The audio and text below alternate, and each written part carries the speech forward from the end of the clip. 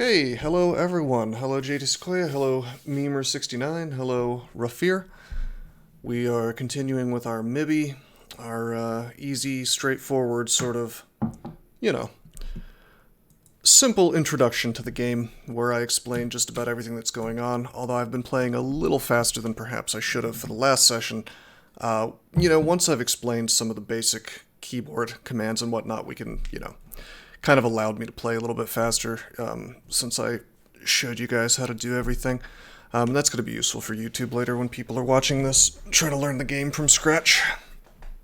So, anyway, where are we at? Where are we at in the game? Let's just take a look at our progress.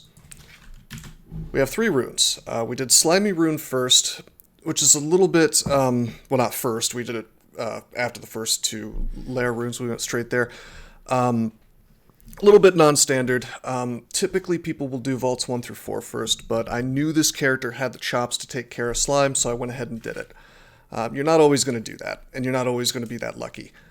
Sometimes you're just not going to have the tools necessary. Taking a look at our equipment, we see that we have pretty good resistances, pretty good everything, except our defenses are really bad. AC 20, EV 14 is much worse than what we should have going on at this point in the game. But otherwise, we're doing great. We have an outrageous amount of slay. I would definitely take more AC or EV over these slay bonuses. Don't take this stuff to mean that I'm valuing slay higher than my AC. It's just that, I burned all my enchant armor on my shield, which gives me an enormous SH, which is really nice. It is, but, if I could get myself, instead of this, +1 plate armor of MR, if I had like a +10 plate armor, imagine how good our AC would be then. Of course, part of the reason our AC is so bad is because we have armor fits poorly on the strangely shaped body mutation, which is like just robbing me of 5 AC, which is not so good. If I do Control O, I can look at the dungeon overview here. We can kind of see like exactly what we've done. Snake 4 through 4, Swamp 4 through 4, all 4 floors. We can see that we've done Elf, just as a refresher if you haven't played your character in a while, just to be sure. Essentially, we only have 2 places we can go from this point. We can go to Vaults, and we can go to Depths. Technically, we could go to Pandemonium because there's a portal in Orc, but that's never going to be what you want to do because, it's, an end-game sort of extended post-game type content place where you don't want to be. If I look down here, check out these annotations. You can set annotations manually by pressing exclamation point, but some get set automatically, like if there's a rune translucent door that you didn't open, or a unique that you didn't kill. This is reminding me that I left Gastronach on D8. Why don't we go kill him, because now, remember how I said he was a real big threat because he can do like 50 damage per turn? Well, we can just tab him down now, very easy. And he happened to have a potion of mutation, which is really cool, considering our current problem. I'm tempted to start drinking those, but for the sake of playing optimally, we probably don't want to do that because I mentioned there are 3 terrible mutations that you want to watch out for: Berserkitis, Teleportitis, and minus scrolls, or blurry vision, I guess it's called. And if you get any of those, then yeah, you probably want to try to mutate them off. But if you don't have them, you really want to conserve your mutation potions 9 times out of 10, unless you have just a billion mutation potions, which very, very rarely happens. Let's go to Elf 1. Because we also... I'm going into map mode with Shift X. We also left a ghost on this floor. Oh, right. This is the one with the Demon Blade of Chaos. That can paralyze me, and because there's such high damage stuff next to it, we don't actually want to do that. I'm going to press, check this out, I'm going to press exclamation point, and I'm going to add a little note to myself. Chaos weapon. Chaos animated weapon. And that's just going to, if I go to my Control O now, that's going to let me know that I really don't want to bother trying to open that up. However, I will go back to D4, and I guess I'll kill Crazy U. He has a Chaos weapon too, but I'm not worried about, he can't really do much damage to me, so. If I didn't have a cloak yet, he's guaranteed to have a cloak, so that would have been a good reason to do that, although we're well past the point of needing it. I got a tiny amount of experience from that. Anyway, that's just housekeeping. Let's go to Vaults now. Control G for fast travel, V, enter. and I'm holding, if I get interrupted because I'm hungry or whatever, which is what was happening over and over, I'm just using Control G and then pressing Enter to resume my fast travel. Right, there's a shop here. Let's keep auto-exploring. Alright, so what is in the vaults? First of all, you're going to have a lot of MR threats like this Orc Sorcerer. We have enough MR, though, to be immune to that crap. Some of the stuff in here is going to be pretty easy. Like, this is just Orc Mines type enemies. We slash right through them. Some stuff is going to be significantly harder. Like, remember these big boy elves that I said were extremely dangerous?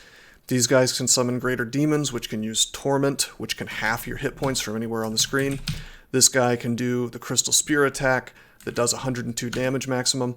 So we're going to roll up on these dudes, but we're going to remember that we have Scrolls of Silence, and if we start taking enormous amounts of damage, yeah, okay, then we would probably silence to not die there.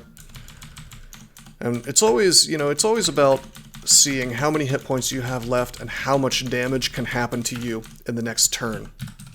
Ogre Mage, some of them have Crystal Spear, this one does not. It's good to keep in mind, though, they can do something like 100 damage with it. Remember that spells like that do more or less damage based on the number of hit dice that an enemy has. So, while a Deep Elf Annihilator can do 3d34 or 102 damage, an Ancient Lich, which we haven't seen yet, with his Crystal Spear, if I can find it, can do 3d48 damage, which is 144. So don't assume that just because one thing didn't kill you with a Crystal Spear that another thing can't. Alright, this is a unique. This is one of the most dangerous uniques in the game. We found him late enough in the game that he's not a huge deal. First thing I'm going to do is make sure I have Poison Resist versus him. Let's put on our Poison Resist ring instead of Resist Corrosion. That'll be more useful for us in general. Corrosion damage is pretty rare. Then we're going to take a look at him, right? So I went into sort of description mode by pressing X, moved my mouse, I'm just using the directional buttons to move this over here, and then I pressed V, so I XV'd him. We see that he has Venom Bolt, he has Poison Arrow, he has Sleep. If you, hey Strider, what's up? If you don't have enough MR, he'll put you to sleep, and then if he melee damage, if he hits you for like a melee attack, he'll do double damage. Very dangerous. More importantly, if he has allies near him, they get to kind of walk up on you while you're taking a snooze. Not good. Venom Bolt does a ton of damage. Poison Arrow does a ton of damage. Most importantly, Izel is fast, so he will regularly just get double moves on you. He's actually speed 15. And bearing in mind that his Bolt of Venom does 3d18 and Poison Arrow does 3d21, he's just a big boy in terms of damage. Resist Poison will help stop that. However, I'm at the point in the game where I can probably just attack him and kill him. A lot of characters are not going to have that luxury, though. Okay, let's very carefully kill this stuff. There's a Demonologist, so if he summons like a really big demon on me, he just summoned a Rust Devil and a Hellwing. Those are lower level devils and demons. Not as risky as the really big demons. Okay, we killed him and all his demons went away. Cool. Not to say those minor demons are completely easy to kill or never a threat. You know, the Rust Devil does hit for 12 damage and he does apply corrosion to you, which can reduce your AC and do an extra 21 damage. Reduces your slaying as well. These orange demons are pretty easy. It's just, like, it depends on the part of the game where you're fighting them. What did 70 damage to me? I think that was just various things over time. Looks like the Fire Elemental got a good hit on me. I don't think anything did 70 damage to me in one hit. We were fine, though. Yeah, it was just the Fire Elemental hitting me a lot. Having RF Plus helps there.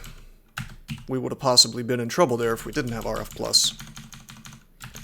Tab through this stuff. Oh, I should talk about some of the Vaults enemies, so I'm just kind of like burning through them because I'm a Mibby and I can do that, but here's an example of a Vaults-only enemy. Ironheart Preserver. He has Injury Bond and Minor Healing.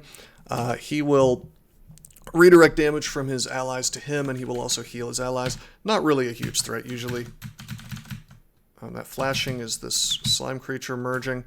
Remember how I said they get big? 88 damage possible from him. I'm just waiting a couple turns to have him come next to me, and then I'm just going to swing and take him down. When they attack you, they have a chance of splitting, if there's a place for them to split too. So I wasn't really super concerned about that on this tanky, high hit point guy. Bunch of elves from Elf. Here's another Vaults Only enemy. This is an Ironbrand Convoker. Now, he's somebody you're going to want to be super aware of. These little yellow dudes, they can mite allies, which make them do a significant amount more damage in their melee attacks. And most importantly, they have Word of Recall, which basically he starts chanting. I'm actually going to wait a couple turns, so he'll start doing that. There we go. So I waited one turn, and you see, first of all, you'll see at the bottom here, it says the Ironbrand Convoker begins to recite a Word of Recall. And then if you look at the top right of his tile, you're going to see a little red flag. There are various ways to interrupt this. If he spends a couple turns doing this, you're going to have a bunch of enemies from elsewhere on the level just show up on your location. So simplest way is just to kill him fast enough. If you fail to do that, or you think you can't do that rather, you could paralyze him, you could enslave him, you could silence him. There are ways to stop that from happening. I'm just going to kill him. He actually got it off. Yeah, if you kill him, I think if you kill him on the same turn that it would have activated, then the thing goes off. It's actually quite dangerous because notice what's happening. They get a move on me, right, as soon as they come into view. So, you know, what could have happened here, the Deep Elf Annihilator did a lightning bolt on me, but he could have LCS'd me for like 102 damage just right off before I had a chance to even know he was there. So, pretty dangerous stuff, honestly. So you should try your very best not to let the Convoker get a Word of Recall on. It's not like instant death or anything, you know, but in theory it could be, you know. DCSS is a game that really, really has a tendency to put you in these situations that are typically not going to kill you, but sometimes they will. And so the true game is making sure you do not let the game put you into a situation that can kill you. Don't we want a pet Convoker? That's super advanced technique. I'm not going to talk about that. Also, I'm using Obsidian Axe, so that would be super obnoxious to set up. Okay, we found a shop. Let's buy this Potion of Curing. Let's buy the Fog. Let's buy the Ice Blast. We're going to leave the rest of this stuff alone. Because, I mean, those are good consumables, and everything else is just crap that we don't want. Silver Javelins would be cool if we were going throwing, but we're not. I'm going to press the $ to look at my shopping list. I just remembered I have a bunch of stuff that I want to buy. So once I clear this group of enemies, which I appear to be able to just tab into. Okay, I'm going to press $, then I'm going to press A to go to the lignification. And it's going to fast travel me over there. I'm just going to... I put all this stuff on my shopping list, by the way, by pressing, like holding shift and then pressing the key associated with the item. So you'll see that the D is getting a $ next to it. If I just press enter by itself here, it'll say, do you want to buy all the items in the shopping list for 325 gold? Hell yeah, I do. Haste potions are incredibly good. We're going to go over here. We have this on the shopping list. I'm going to take it off. I no longer want that Evening Star, of course. We have like the best weapon in the game, or one of them. I went to this other shop because I want these boxes of beasts. Those are very, very good consumables when you have high evocations, which we do because we're smart and we really like having evocations. We're going to pick up the Acid too. Acid Wand does a ton of damage, especially when you have high evocations, and it also debuffs the enemy's AC. Hey, Stormworm, what's up, man? Now we're going to control G over to Vaults again. Looks like we have a scroll we haven't identified, so let's identify that. It's a Scroll of Noise. Scroll of Noise, you'll notice it's red because the game thinks it's always bad. Technically not always bad. You can use it to lure things. I typically don't. I'm going to read it real fast. All it does is make noise, and you'll see my noise meter is like bright-ass red, so if there was any enemies around, they would probably come to me. Okay, another Vaults-only enemy, the Vault Sentinel. Destroying your stomach with tacos and watching my stream. Alright, tacos are good. I could go for a taco right now, actually. So Vault Sentinel, if you don't have huge, enormous MR like I do, and generally you probably won't at this point in the game, unless you're lucky, Sentinel's Mark is an ability, again, 0% because of my MR, but it'll be much higher for most characters. If I look at it, it says, bestows a strong beacon upon a targeted creature, blah, blah, blah. It's just Mark. It's the same as the Mark Trap that we found in the last session. So very... very dangerous, very bad on an unexplored floor where there's tons of enemies that then just run directly to you. He also has Warning Cry, which is kind of like a Scroll of Noise, which also draws nearby enemies to you. Less dangerous, of course, than the mark, which draws things from almost the entire floor. Rakshasas, on the other hand, will show up all over the place, not just vaults. They have Mystic Blast, which can, I think, do about 60 damage to you. They have Blink, sends them somewhere in the vicinity of you, usually away. Phantom Mirror lets them copy creatures, sometimes themselves, sometimes their allies. Can be extremely dangerous. Notice how he made a couple copies of himself. If there was some really strong enemy around and he copied it, we could have some serious issues. There's an enchant armor for sale. We're going to buy that. We're going to buy the Ice Blast as well. We have 2 scrolls of enchant armor. I'm just going to use them on my shield. I'm doing something slightly bad here, which is I'm stacking tons of SH on my large shield. And the reason is that I know I'm going to want to max it out anyway, and I know I can... Personally, I know I can survive with these bad defenses, but in general, probably the optimal thing to do is to enchant up your Ox slots. That's to say your non-body armor, non-shield slots, like your boots, your gauntlets, which we can't enchant because it's an unrand. You might even enchant your body armor if you've got a decent one, but again, we can't because we've got a random artifact. But yeah, like hat, gloves, boots, cloak. If you enchant those up, that's generally not going to be a mistake. Really good potion shop here. I think I've run myself out of money. I'm going to buy Potion of Mutation. I don't have enough money to buy all this stuff. I'm going to get the heal wounds. Whoops. FGI. Okay, and we're just going to put the rest of this awesome stuff on the shopping list. We'll come back for it when we have the money. Alright, Memer. No more about Sneed, please. I'm trying to do a tutorial here. Anyway, okay, so that's floor 1 of vaults. There was a shop with artifacts in it. If I control F arty, I can look up artifacts. A couple of arbalests. If I had found those early in the game, perhaps I would use them, but I didn't. Let me see if there's anything else I want to do. Is there anything on this floor that I care about? Doesn't look like it. Okay, let's go down. It's 5 floors to vaults, by the way. This Hornet, if you recall, can paralyze me, but since he's by himself and I'm so beefy, I don't really have much fear of him. Artifact boots. Interesting. We have a ton of Identify, so why don't we use one? Okay, this is interesting. Okay, so now we have a little trade-off happening here. Plus Blink, so that gives us that's actually super good on a Trog guy especially, because Blink, I'm just going to put these on and show you. So we're going to lose 1 point of AC, because it's +0 boots instead of +1 boots. We'll drop those old boots. Blink, now if I press A, it's based on my evocations, this failure rate. 1% fail because I have high evocations. Let's activate it.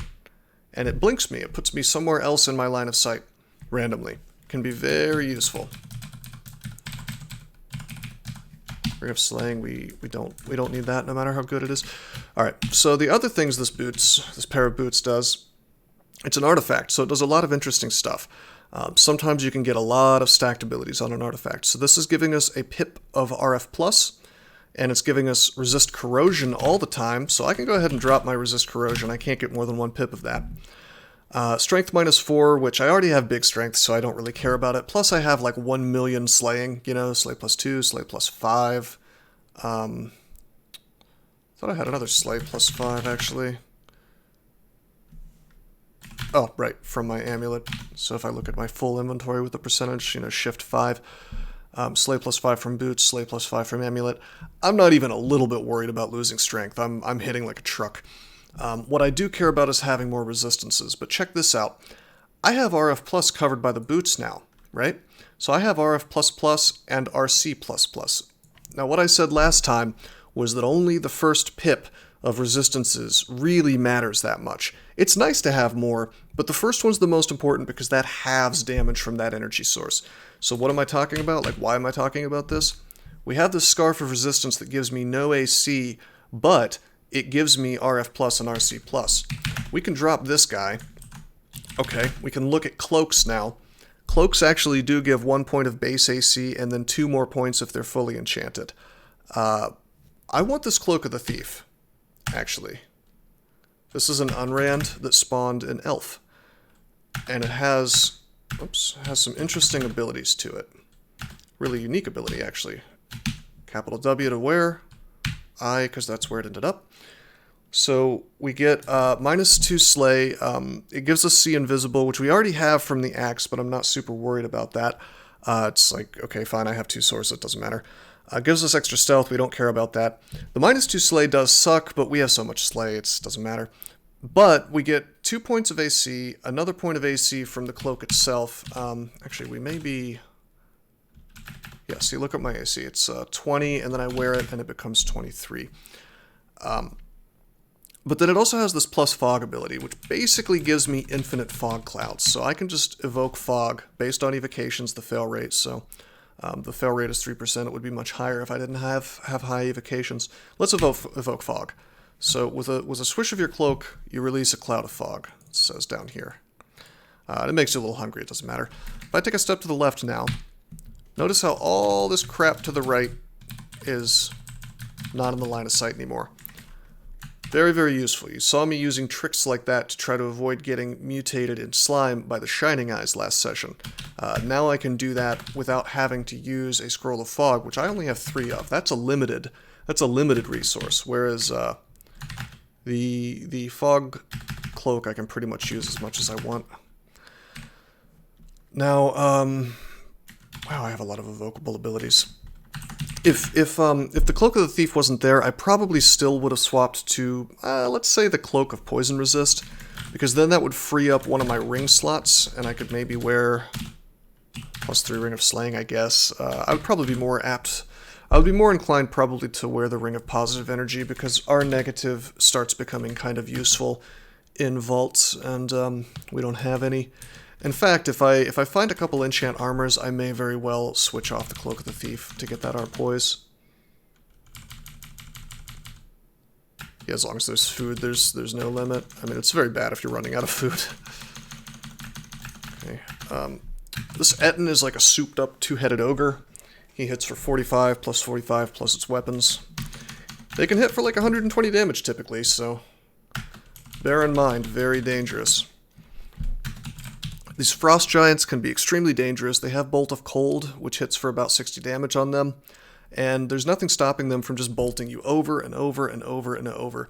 So if you have RC+, it's extremely, extremely good for them.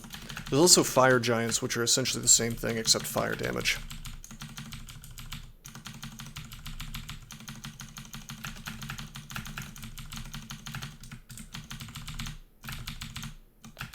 I kind of tabbed really fast, but that little yellow hatted guy was a Boggart. Very, very fragile enemy, dies in 1 hit typically, but they can go invisible and summon the same kind of crap that's on the level. So it's called shadow creatures, so they'll typically go invis and hide behind all the stuff they summoned, which can be very obnoxious, so you want to kill them quickly. Harpies are a shoals enemy. We didn't roll shoals this game, but you'll see a lot of these in shoals. They come in packs, they move fast, they attack fast, and are pretty easy to kill. Having good defenses will make them pretty useless. Tap through this ogre pack.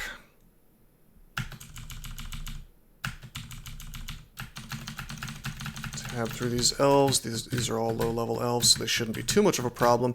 I'm going to look at the log here just to show you guys something. Notice I'm actually fairly hurt, 147 out of 198, and I have yellow drain, which is kind of medium-level drain. How did that happen?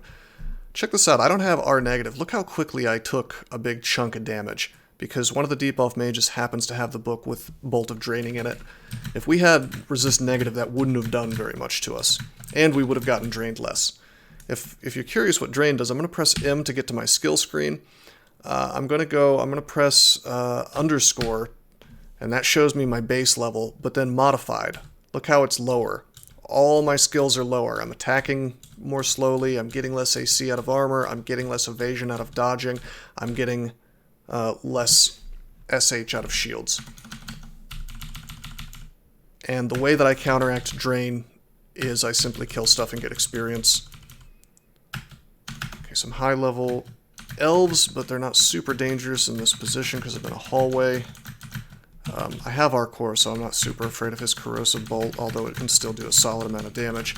We just know we're probably going to kill him faster than he's able to really mess with me. Okay, there's an artifact plate armor here. I don't care about the leather armor. That has a base AC of 3, so that's crap.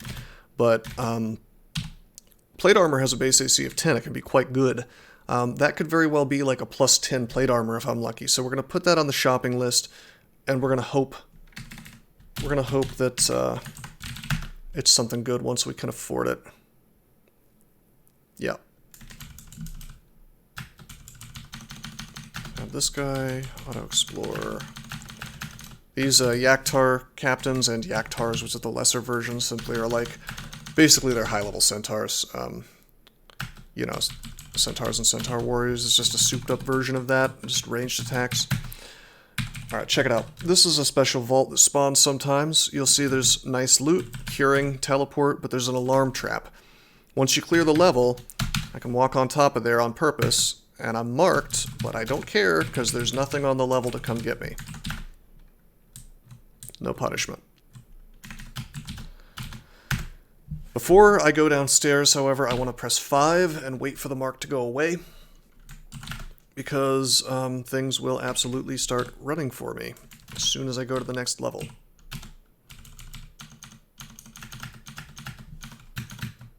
Okay, he's summoning stuff. Ordinarily, I wouldn't really let that finish, but on this character, I'm not too worried. Pressing 5. Should probably always rest between fights. Oh, here's an interesting one. So check it out. This is kind of what I'm talking about. I auto-explored, and he immediately cast Crystal Spear on me. This is a Lich, one of the more dangerous enemies in the game.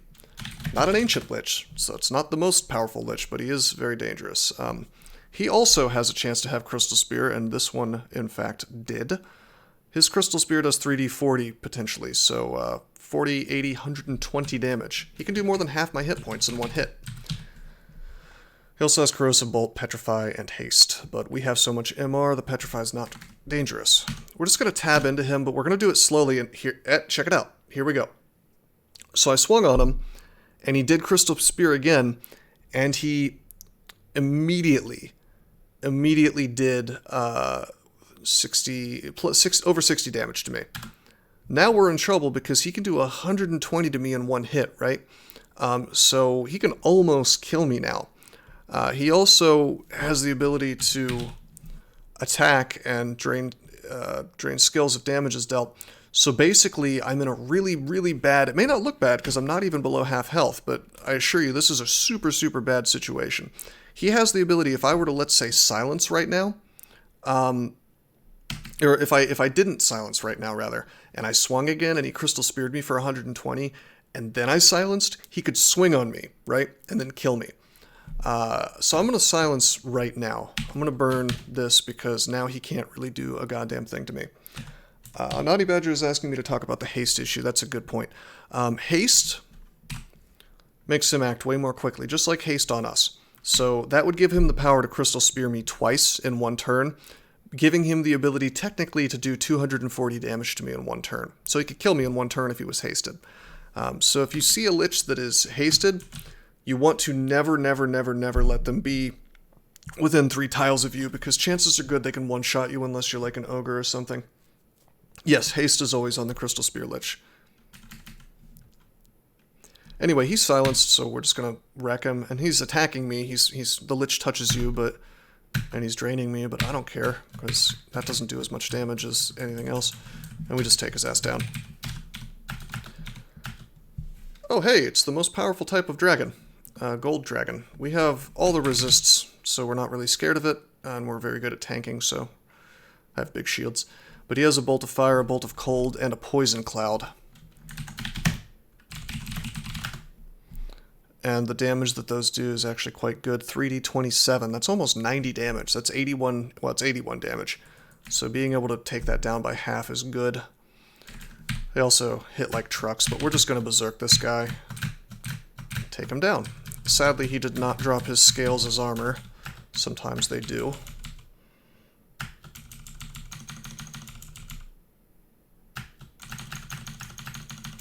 Out through these popcorn enemies. You call them popcorn enemies when they're, you know, easy stuff. Watch out for these shadow wraiths. They can make you slow if they hit you. These wizards are really dangerous. They can have Crystal Spear and Banish and other things that are very dangerous in the early game. Although at this point we can more or less tab them.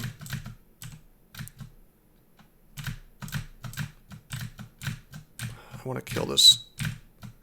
You know what? I'm going to use... Check it out. I'm going to use Truck's Hand. Just in case this fight goes badly. I want to be regenerating.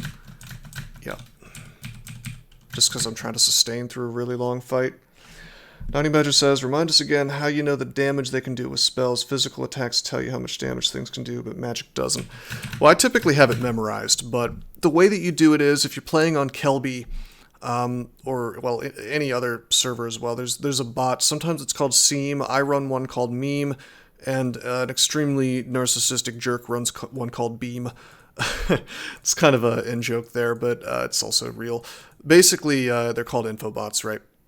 And the head dev of this game is a guy named Gamafunk who banned everybody he didn't like from using his infobot for some strange reason, which is why there's so many of these things now. But the one on Kelby is called Seam, and basically there are different commands you can type in this chat box, right? And you can get access to like how much damage things actually do. If you think it's silly that this information is not available in the game, I'm right there with you, but for some reason they just don't want to add it. It's kind of a weird sort of security through obscurity kind of thing. Like for me, I think that the more info available to the player, the better. But for now, you're either going to have to go to the wiki, which is often out of date, or use the bot. So it's the @ symbol and then question mark and then the name of the enemy. So I wanted to know how much a golden dragon could do with his breath a minute ago. And then Seam shot right back to me all the information about the golden dragon, like his hit dice, his speed. And I go down here and I see B.cold, bolt of cold, 3D 27. So just do 3 times 27 and you'll know how much damage they can do. Maximum. Minimum 3, I guess. Although, really you should assume they're going to do the maximum damage. That's how you'll stay alive in the game. Is it easy to set up Seam? Yeah, so Seam... So if you want to get Seam in the first place, thank you for the question, by the way, I forgot to mention this. Seam will not automatically show up in your game. On the servers where I've been allowed to run my infobot, I make it join pretty much everybody's game, because the newbies will always have it. But Seam is set up such that you're gonna have to basically observe, you're gonna have to spectate yourself a few times. You're gonna have to open up a bunch of tabs, like 3 of them, and then spectate yourself, and then Seam will say, oh, well, this person has a lot of spectators, and now I want to join his game. After that, you type !subscribe, and it will subscribe you to the thing, and then it'll follow you from that point forward. My bot, it's subscribe, Meme, M-E-E-M. He only shows up on Kelby and Zatahua servers, though. Actually, straight up, it straight up got banned from Akrasiak because Gamafunk got admin access to that server, and man, he is a crazy person. He is insane. It's wild to me that you would ban somebody from using, you know, like information services for any reason, really, unless they were somehow abusing the bot, you know, like messing with the, somehow sending really, you know, spamming queries or something to mess with the underlying database. But nobody was doing that. He banned people because he like disagreed with their politics or things like that, or they disagreed with him about like the development of the game. It's really crazy stuff. If you're new to DCSS, what you got to know is there's kind of a seedy underbelly, unfortunately, to the whole community here. Some really wacky people tend to run the game. Alright, we're going to use, check this out, see this translucent rock wall? It's rock, not stone, not metal, just rock. Therefore, we can use our wand of digging, so I'm going to use capital V for evoke, and then I'm going to press Y because that's where the dig wand is, move our little targeter over here, dig right through it, and now we can access all this loot. And then there's a hatch here if we wanted to go down and not have a way up, which doesn't sound too good to me, so we're not going to do that. Check it out, we auto-explore, we reach the flayed ghost, and immediately before we can do anything, he says, suffer as I suffered, and terrible wounds open up all over my body, and I have this flay effect, which is taking away 48 of my hit points.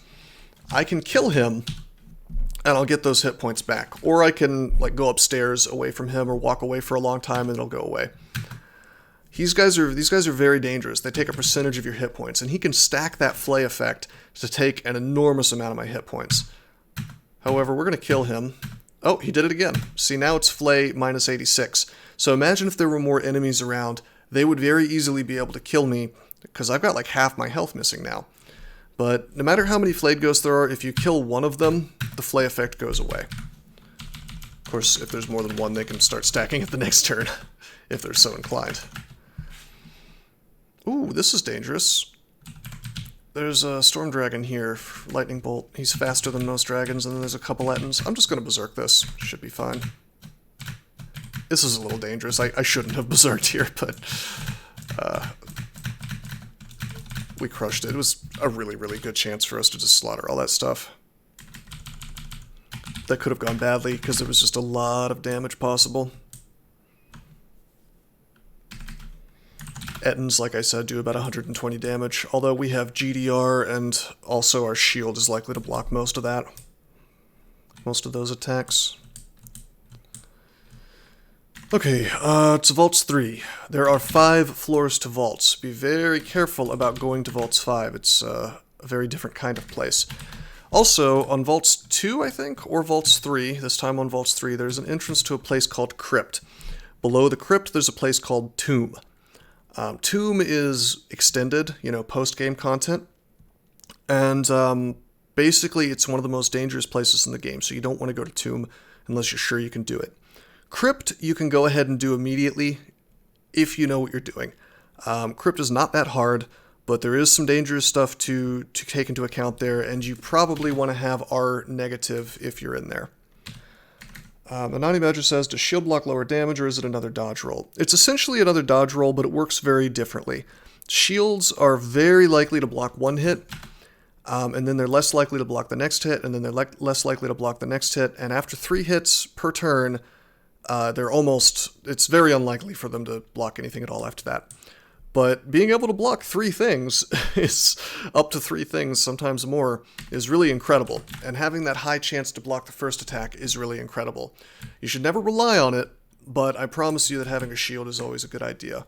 Like, it's almost unheard of for a game for it to not be optimal for you to use a shield during a game of DCSS.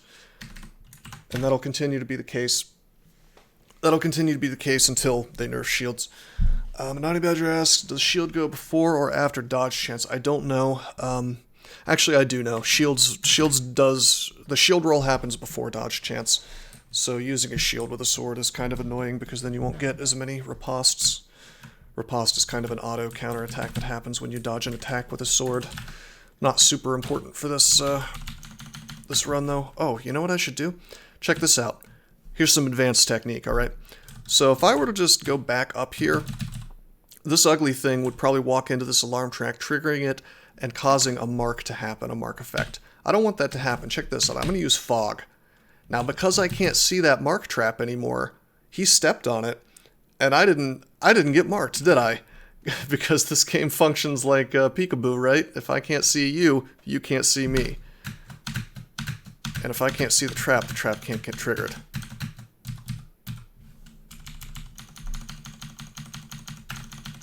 Pretty cool stuff. Okay, got some death mages here. You know what?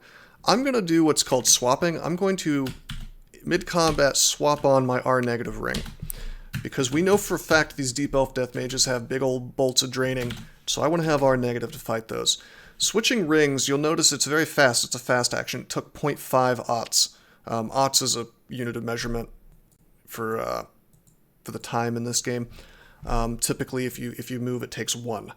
So it's half the time it took to move a square or a tile. So very, very quick action. Switching weapons is really quick. That's only 0.3. Switching rings is 0.5. And there's nothing here that can do poison damage to me, so... Okay, so the Lost Soul revived the Death Mage as I killed it, making it a ghostly Death Mage. That's okay, just keep attacking. How did I take so much damage? Ah, Flayed Ghost. Yeah, so this is important to notice. The Flayed Ghost can flay me even though there's stuff in the way. There's dudes in the way and he can still flay me. I am going to actually evoke Fog and fail and then succeed the second time. Now he won't be able to flay me again until he can see me again. Wait a turn, wait another turn. Okay, now he's real close to me and I can just kill him. Hopefully. He flayed me again. There we go. It's very dangerous. You can die super quick. Even a big beefy Minotaur like I'm playing right now, he doesn't, he doesn't have any kind of special immunity to things like flay. So his hit points are just as susceptible as anybody else's to that kind of thing. And it can go bad super fast. Check it out. Entropy Weaver, super dangerous enemy. Less so at this point in the game, but they can show up as early as Lair in some vaults, which is extremely dangerous. They move really quickly. They attack 4 times, but they actually attack more like 8 times because of their natural quickness. And they have this Entropic Weave ability, which just straight up gives you corrosion. We don't want to be corroded, so we're going to kill him, hopefully, before he does that. Okay, good. Glowing Orange Brain. He can brain feed, which is... Oh, God. We're at minus... we're at 2... We've already been brain fed a couple times. If this goes to 0, we're paralyzed. It'd be very, very bad. Let's use a Lamp of Fire. So even if we get paralyzed, the lamp will be doing work while we're paralyzed. Plus we can maybe kill him. He didn't die. We really don't want to go to 0 int. He can brain feed, so what we're going to do is we're going to Ice Blast him to kill him. That was risky. It's actually every single time I get hit is risky because I have... Your body sometimes deteriorates upon taking damage, so I'm sufficiently scared about this. What I'm going to do is I actually have 7 potions of mutation. 7's a lot. Right about the time I hit 5 potions of mutation, I become more willing to use potions of mutation to get off crappy but not game-ruining mutations, and both of these are pretty annoying. The armor one is much worse. Although with our low intelligence, the deterioration is pretty obnoxious too. So we're going to drink a potion of mutation. I'm going to show you what happens. I drink it. It says, check it out, you feel healthier. That's the deterioration going away. Your body shape feels more normal. That's the armor thing going away. You feel less energetic. That is minus 10% MP. Your flesh is cold resistant, or, well, you feel resistant to cold. We have our C+. Horns on your head grow some more, and because I have huge-ass horns, I cannot wear my hat anymore. Now, that's my only source of Arlec in the entire game, except for a couple of body armors that are really crappy and I don't want to wear. So I'm going to drink another potion of mutation, and this is the obnoxious thing about potions of mutation, is you can just end up using them over and over to get rid of the really annoying things that happen after you use them. Alright, let's see what happened. We got the worst one. Scroll blurry vision. We don't want our scrolls to take longer to read, so we're going to drink another one. See how many you need to do cool stuff. All right, now we have all positive mutations. Although this evolution one is going to give us more mutations as time goes on. Nope, that's not true. Anani Badger, you will only have... Okay, so some mutations have ranks, right? As a Minotaur, I start out with Horns 2. They will never become Horns 3. You're thinking of a demon spawn. But I can get a mutation of Horns which will raise the level up to 3. 3 is the maximum. And once you have Horns 1, you can't wear helmets, and once you have Horns 3, you can't even wear hats. So we really didn't want to have Horns 3 because I wanted to wear that hat. So I fixed it by drinking more mutation. We still have 4 mutation potions. That I feel fairly confident about that. So if we end up with another nasty mutation, we'll probably be okay. Okay, we're tabbing through vaults. That's a Flayed Ghost, so we're gonna fog. Same little trick. Now, if I didn't have the cloak of the thief, I probably would not be just burning fog scrolls, you know. What I would probably do instead in this situation is what I would have done is maybe taken a step to the left, because then he wouldn't have been able to see me from this location.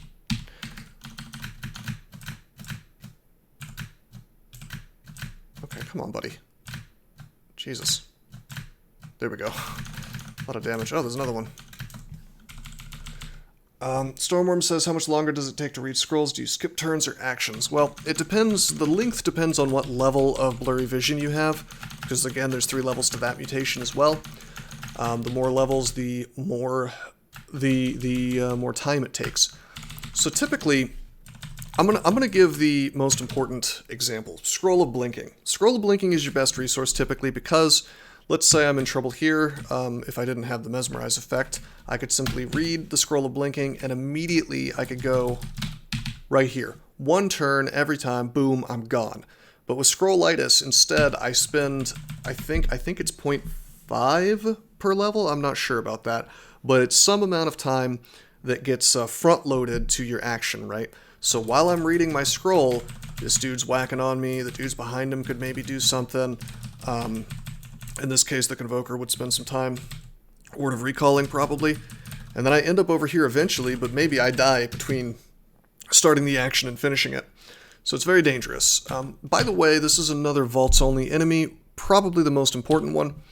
The Vault Warden has the ability to seal doors. He's also a pretty beefy melee combatant. Seal doors, until you kill him or a bunch of time passes after he activates it, you cannot open this door. You could not go up or downstairs. There's also a Vault Guard here. He's just like an Orc Warrior, basically.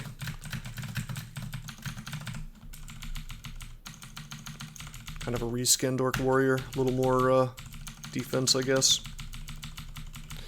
Okay, that's Vaults 4. Now, once you get Vaults 4 done, you do not want to go straight into Vaults 5. It's an extremely dangerous place. You want to reevaluate. Where do I want to be? At this point in the game, typically you probably wouldn't have Slime done, but I do. You typically might not have Elf done, so you might choose to go there. All depends on what your character has, what's going on with the character. Now, I think this character could pretty easily do Vaults 5, but I have Resist Negative available to me, so I want to go Crypt, okay? 9 times out of 10, I would, if I was playing really conservatively, if I really wanted to just win the game as efficiently and, convincingly as possible, I would go to Crypt right now because there is some loot at the bottom of it, in addition to the gateway to the tomb. I wouldn't go onto the tomb because it's too dangerous. I would get the loot, though. Usually there's some nice rings there. In this case, I'm actually not going to do Crypt. And, very, very cute, Anani Badger. You can play recklessly. It can be fun, but... anyway, I'm not going to do Crypt, and I'm going to explain why later. It has to do with the fact that I'm going to be swapping off of Trog this game to a god that really likes it when I kill undead things. So, essentially I'm saving all the undead crap in that area for me to kill later, so I can get piety with a guy called the Shining One, because this is going to be what's known as a 15 rune game. Scroll of Brand Weapon. So, yeah. Also, I'm going to grab this Broadaxe, and I'll explain why later. Pissing off gods is one of the favorite mechanics of this game. Typically, you don't want to switch gods. It's very rare that it's the optimal thing to do. In fact, it's incredibly dangerous to switch off of Trog. But I'm going to do it anyway. Normally, I would never do that, though. Okay, so before you go down into Vaults 5, typically what you want to do, if your character is weak... Well, hold on. You know what? I'm going to make my life a lot easier. I'm going to show off a strategy that I cannot do if I'm using this Obsidian Axe. So we're going to rebrand. I used a Scroll of Brand Weapon on that Broadaxe of Anti-Magic, and then I'm going to switch to that. So now I'm not going to get mesmerized, so I can go up and down stairs and walk away from things freely now the way the game is meant to be played. I'm going to enchant the Broadaxe. I'm going to look for all my enchant weapon scrolls, and I'm going to use them. I'm doing Control F to search for weapon, to search for enchant weapon. So Control F, enchant W, enter, and it'll show me where all this crap is, and we're just kind of fast traveling to all of these.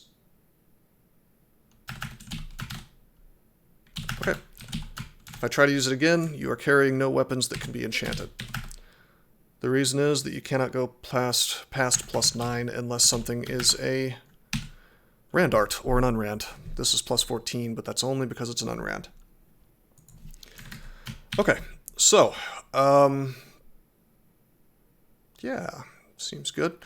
We're lacking our poise.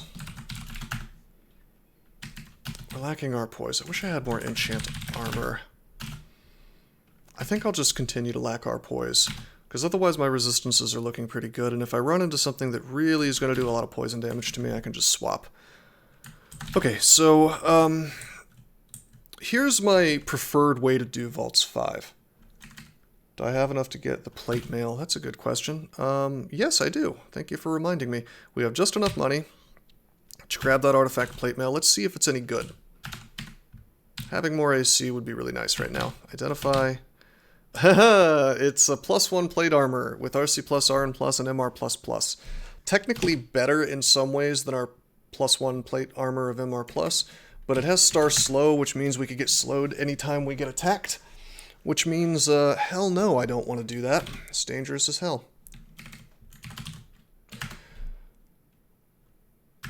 A new player should aim to win first. Yes, and I'm going to explain. I'm basically going to do the game as though I was going to do a 3-4 rune Strider, and then I'm going to do 15. But I do agree that, and I'll tell you when you should just go for the win, but the first time you play this game, if you get to this point, you should not go for a 15 rune game. Just want to be super clear about that, because there's just so many ways to die and extend it, it's not even funny. Only wins because of chat. But sir, I believe it turned out to be a crappy armor, my friend. Don't listen to anybody who tells you that 15 rune is the only real win. That is a lie. Alright. So we're still kind of screwed on body armor. Maybe we'll find something nice in Vaults 5. Wouldn't that be nice? Okay, my int is low. I'm gonna actually burn a potion of brilliance to get that higher, just in case there's like a brain, a glowing orange brain, just waiting for me down here. All right, let's go down. So here we are. This is. Whoa. Whoa. Okay. Okay. All right. Let's talk about what just happened. I got blindsided by something. I went down, and what happens is you're here. And you've got a little, like a bunch of dudes surrounding you, right? And then there will always be these vault guards, but the stuff around them, like the Shadow Dragon, this Warden, this Yaktar, and then other crap, that's not necessarily going to be there. In fact, there could be nothing but the guards. But you'll notice I'm not there, am I? I immediately got yanked over here, and the reason is, I didn't notice this because I was playing fast. This is why you shouldn't play fast. I got teleportitis from my evolution mutation. There it is. I just get yanked towards monsters sometimes. Now, this is another strategy. I was not going to do this strategy to do Vaults 5, but this is kind of something you can do, where you can read a teleport, then go down and immediately hope that you immediately get warped off to the side here. This is not bad. What happened here is okay. Although it's horrifying that I had teleportitis and didn't notice. Let's drink a mutation to get that off. We have berserkitis and teleportitis. Let's kill this thing real quick. And then let's drink another mutation potion. Okay, it's all gone. And evolution's gone, so we won't get any more mutations. Sometimes we yell at people, but that's okay. Alright. Alright, good. Alright, so I'm going to use a magic mapping. You don't have to do this. The layout's going to be pretty similar every time. I'm just using it to show you guys. So the layout is always going to look almost exactly like this. There's going to be a hallway up, left, right, and down. And then there's going to be differently shaped, like this is what's going to differ, the shapes of these 4 little, like corners, I guess you would say, of vaults. The silver rune is in this floor, somewhere. Typically, you know, it's going to be some grandiose location, like right here in the center of this thing. It can probably show up right here too, if I had to guess. I don't think it can show up in this one or this one in these layouts. But we don't, unless we're trying to ninja the rune, like steal it and get out, which I'd never do, we don't care where it's going to spawn. We just want to win. So how do we do that? Typically, once you end up With this strategy, once you end up in one of these hallways, you make your way for a corner, like right here. You kill whatever's there, you rest up. This is your base of operations. So you could shout from here, you hear a shout, press 5, wait for it, and this Titan shows up, and we can fight things from this corner. The Titan is here. He has Lightning Bolt, Airstrike, and Minor Healing. He also hits like a truck. Typically, I'd be pretty scared of him, but our guy just kind of bowls over him because he's good at melee. Shout some more, rest. We heard some shouts. This is a Sphinx. They can paralyze you, but not me because my MR is so high. They can also smite you. But alone, he's really not much of a risk as long as he can't paralyze you. Quadrants, that's a good word for it. Alright, so I'm not mesmerized from my axe, so we can do good strategy. So check it out. Here's a Shadow Dragon. You really, really want to have R negative against them if you can, because they'll just bolt you over and over and drain you like crazy. We do have R negative up right now. Let's take a step like this. Didn't have mesmerized, so I was able to step down to the left. He can't see me. Now I press down, I press 5, and now there's only one tile for me to move as I walk up and tear his ass to pieces. He dropped a Shadow Dragon Scales. Shadow Dragon Scales are terrible, never wear them. Extremely, extremely rare for you to want to wear a Shadow Dragon Scale on any character. It's like heavy armor, but it also gives you a giant stealth bonus. It's very weird. Let's take a look around here. Stepping here, so I stop getting bolted by this dude. What is wrong with stealth? Stealth is like a fun mechanic, but it's not really something you want to rely on. And a lot of what's going on here is opportunity cost. Like, why am I saying Shadow Dragon armor is bad? It's because Shadow Dragon armor... hey, I'm going to use Trog's hand, so I start regenerating. Looks like this is going to be a long fight. Shadow Dragon armor is... all it gives you is the stealth, the huge stealth bonus, right? But then wearing heavy armor negates a lot of that. But meanwhile, other armors could have things like... well, mine has MR plus on it. Other dragon armors have things like RF+, RC+, sometimes RF++, sometimes MR+, depending on what kind of dragon it is. So essentially you're giving up a resistance in favor of stealth, and it's kind of cool to be able to stab things and kill them instantly sometimes. It's just not very reliable, and I really just don't like stealth characters at all in this game. Not super reliable in terms of like methods to win. Let's do a lamp. This way we're getting damage on these things every single turn from the fire, right? Now we're going to swing on the Titan. Kill this stuff. He's locked the doors. I'm actually happy about that. Kill the Storm Dragon. Take a step like so. Just attack. Just wait. There's nothing that can damage me past all these guys. It's all just kind of melee dudes. No smiting, no nothing like that. Let's put Trog's hand back up because it went away. There used to be a spell called Regeneration, which does the same thing as Trog's hand, except without the MR. But in their infinite wisdom, being sarcastic, the devs removed regen. It was a very good way to be able to sustain through fights like that. But now Trog's hand is the only way to do that. Some potions that we cannot afford. We're going to put them on the old shopping list, but not actually buy them. Boy, I'm low on gold. I hope I find acquirement and acquire some gold. Yep, they removed regen. It's really dumb. Asleep at the wheel, the devs are. I don't think any of them actually play this game anymore. It's a very odd way to buff good gods, if you ask me, because before you couldn't use regen because it was considered a necromancy spell under the good aligned gods. But now it just doesn't exist, so okay.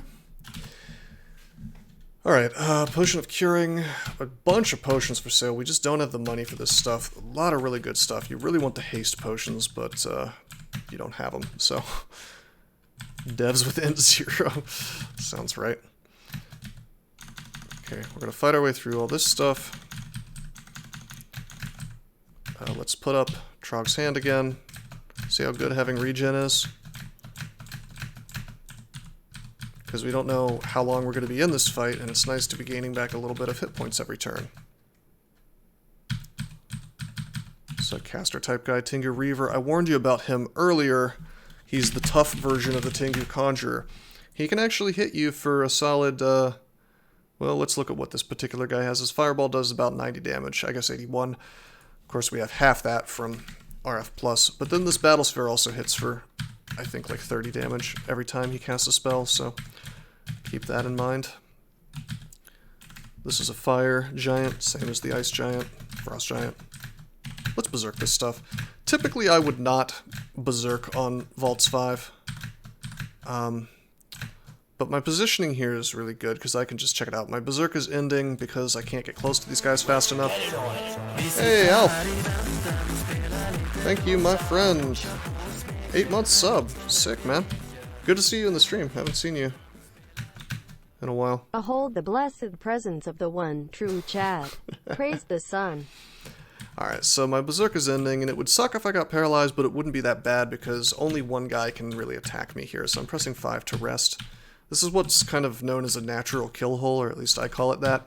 It's only one dude causing me problems at once here, so easily able to just crush these dudes even while I'm slow from the berserk ending. Pretty good, right?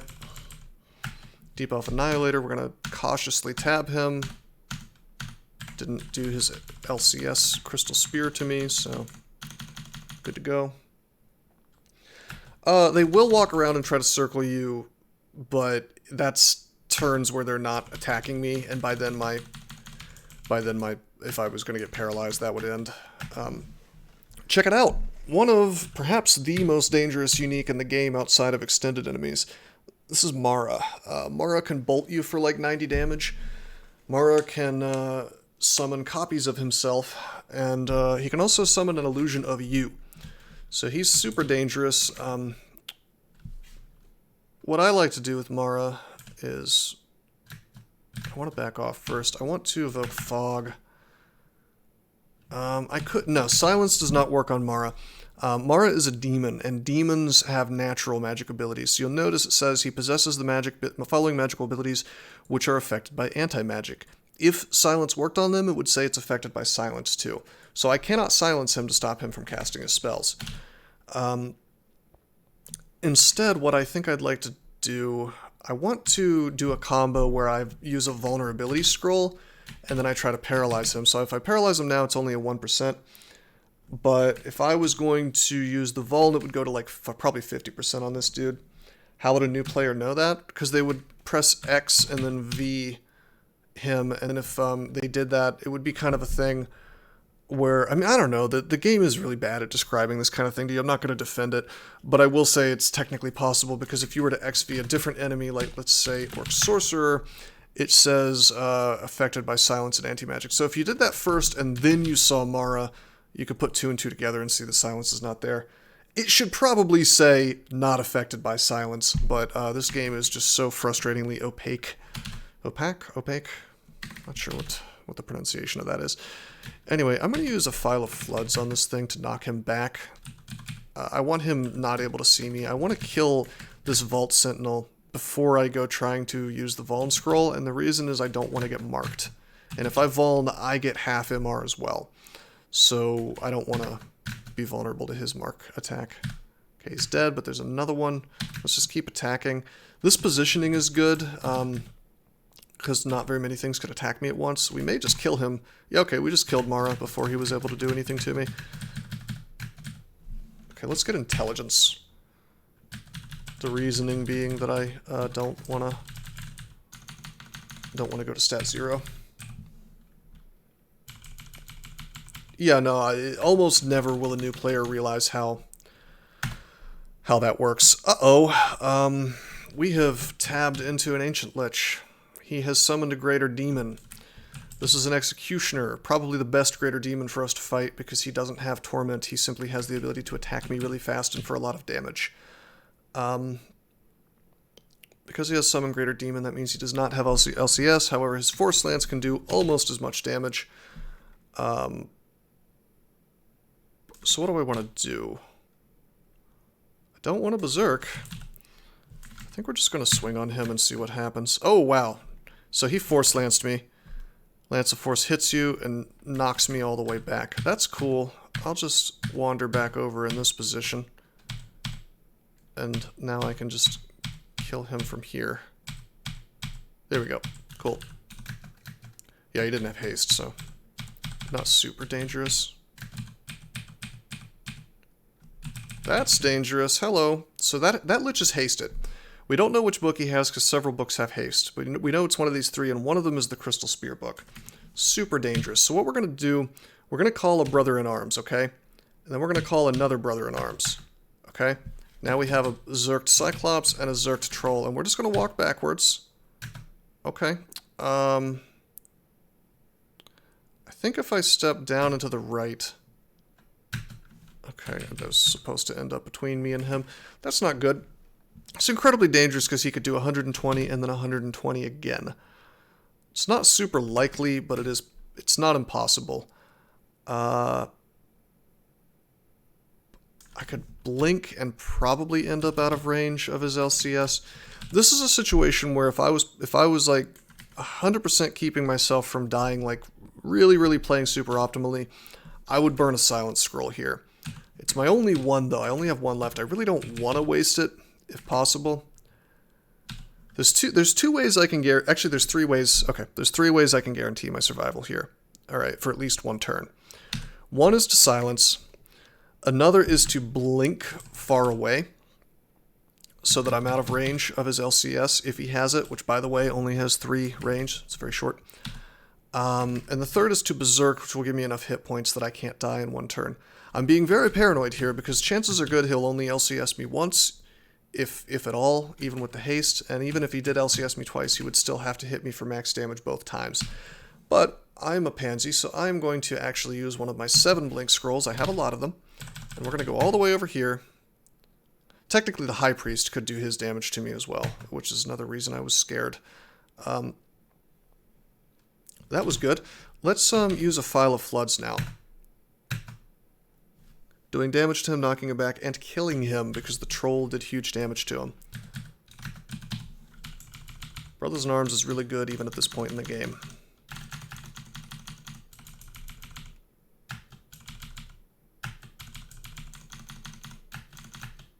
Why did I just see a screen flash? Carrying a Wand of Ice Blast. Okay. I'll take that. Trog's Hand. Oh, we're marked. Okay. So we're teleported. Why do we get teleported? The War Gargoyle hit me with a +1 Lajatang of Distortion. Now we're marked, so stuff is going to be coming to me anyway, but that's okay. Why don't we just lamp? Okay, I'd rather this guy didn't get his Convoke off on me. So what I'm going to do is I'm going to do a Wand of Acid on him. He didn't die. Let's Ice Blast for guaranteed damage. And he dies this time before he gets his Convoke off. Good. Or his Word of Recall, whatever you want to call it. We're aiming for the squishy Reaver first rather than the beefy Armored Warden. Speaking of which, why don't we Ice Blast up here? And again. My Trog's Hand is ended. We're going to use it again. We don't know how long we'll be fighting, and I really would like to have hit points back during this. Now this is a good situation where it's like, it's kind of going badly. We don't know if it's going to go well. Why don't we burn a Telly immediately, right? And before things get too crappy. Yeah. Okay. So we probably would have won that even without the Telly, but we had a lot of Telly. The mark had ended. I didn't know what else was coming. So we just rested, you know, somewhere else. Okay, here's another Lich. Let's hope he doesn't have LCS. Let's just melee him. Okay, he's an easy Lich. He had Lightning Bolt and Para, and we have enough MR that he can't Para. How have I been? I've been good, Senshi. Welcome to the stream, my friend.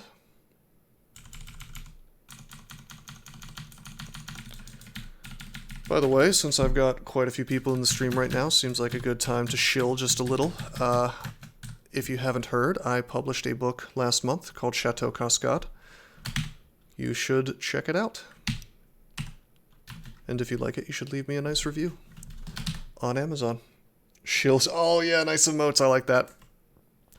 Alright, ordinarily I wouldn't train axes above 18 because that's min delay. I'm attacking as fast as I'm possibly going to attack. However, I've been carrying around this manual that effectively makes my aptitude +6, and that's going to give me a lot of extra damage, so I don't feel too bad about burning my way through that manual. So we can hit even more like a truck. We've got a nice solid 20 fighting, 20 armor, 20 dodging, and 25 shields and 15 evokes. I mean, this character is stacked as hell. He's ready to just kind of fool around and do what he wants. If I didn't have that manual, I'd probably be training evocations even higher. You can't really have too much evocations, unless you're neglecting, like horribly neglecting your defenses or something. Uh-oh. We let this guy do his word of recall. You know what? I'm gonna Zerk this stuff. Look at our sick 336 hit points. Zerk, Zerk, Zerk. Whoops, didn't mean to walk away. There we go. I only did that because most of the floor is destroyed, and I figured I'd only have to fight that group of things, and I was correct. Larger Tank of Distortion, again, very dangerous thing. If you see a disto weapon attacking you in the early game, you should not let it attack you at all, because it can send you to the abyss, which is not dangerous for this character at this point, but would have been in the early game. There's basically no character that's going to have a fun time in the abyss in the early game, except for a Lagonu worshipper who can just leave whenever he wants.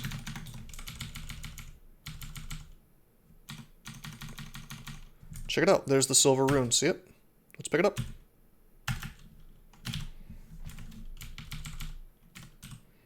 Anything to identify? No. I have way too many things in my inventory. Let's drop the Ring of Stealth. We surely don't need that. Amulet of the Acrobat. I don't need that either. You can press capital D, like hold shift and hit D, to just drop the last thing you picked up. It's very convenient. Scroll of Summoning. That's nice. Auto-exploring, tabbing. What else do I need to drop more. Oh, another Ring of Stealth. I could just, like, turn off Rings of Stealth for pickup, I guess. Phantom Mirror. We have 2 Phantom Mirrors now. Okay. Not bad, not bad. That's Vaults 5, guys. Take a look at the floor. Nothing really that interesting. Well, actually, that +6 chainmail of the kettle drum is actually kind of...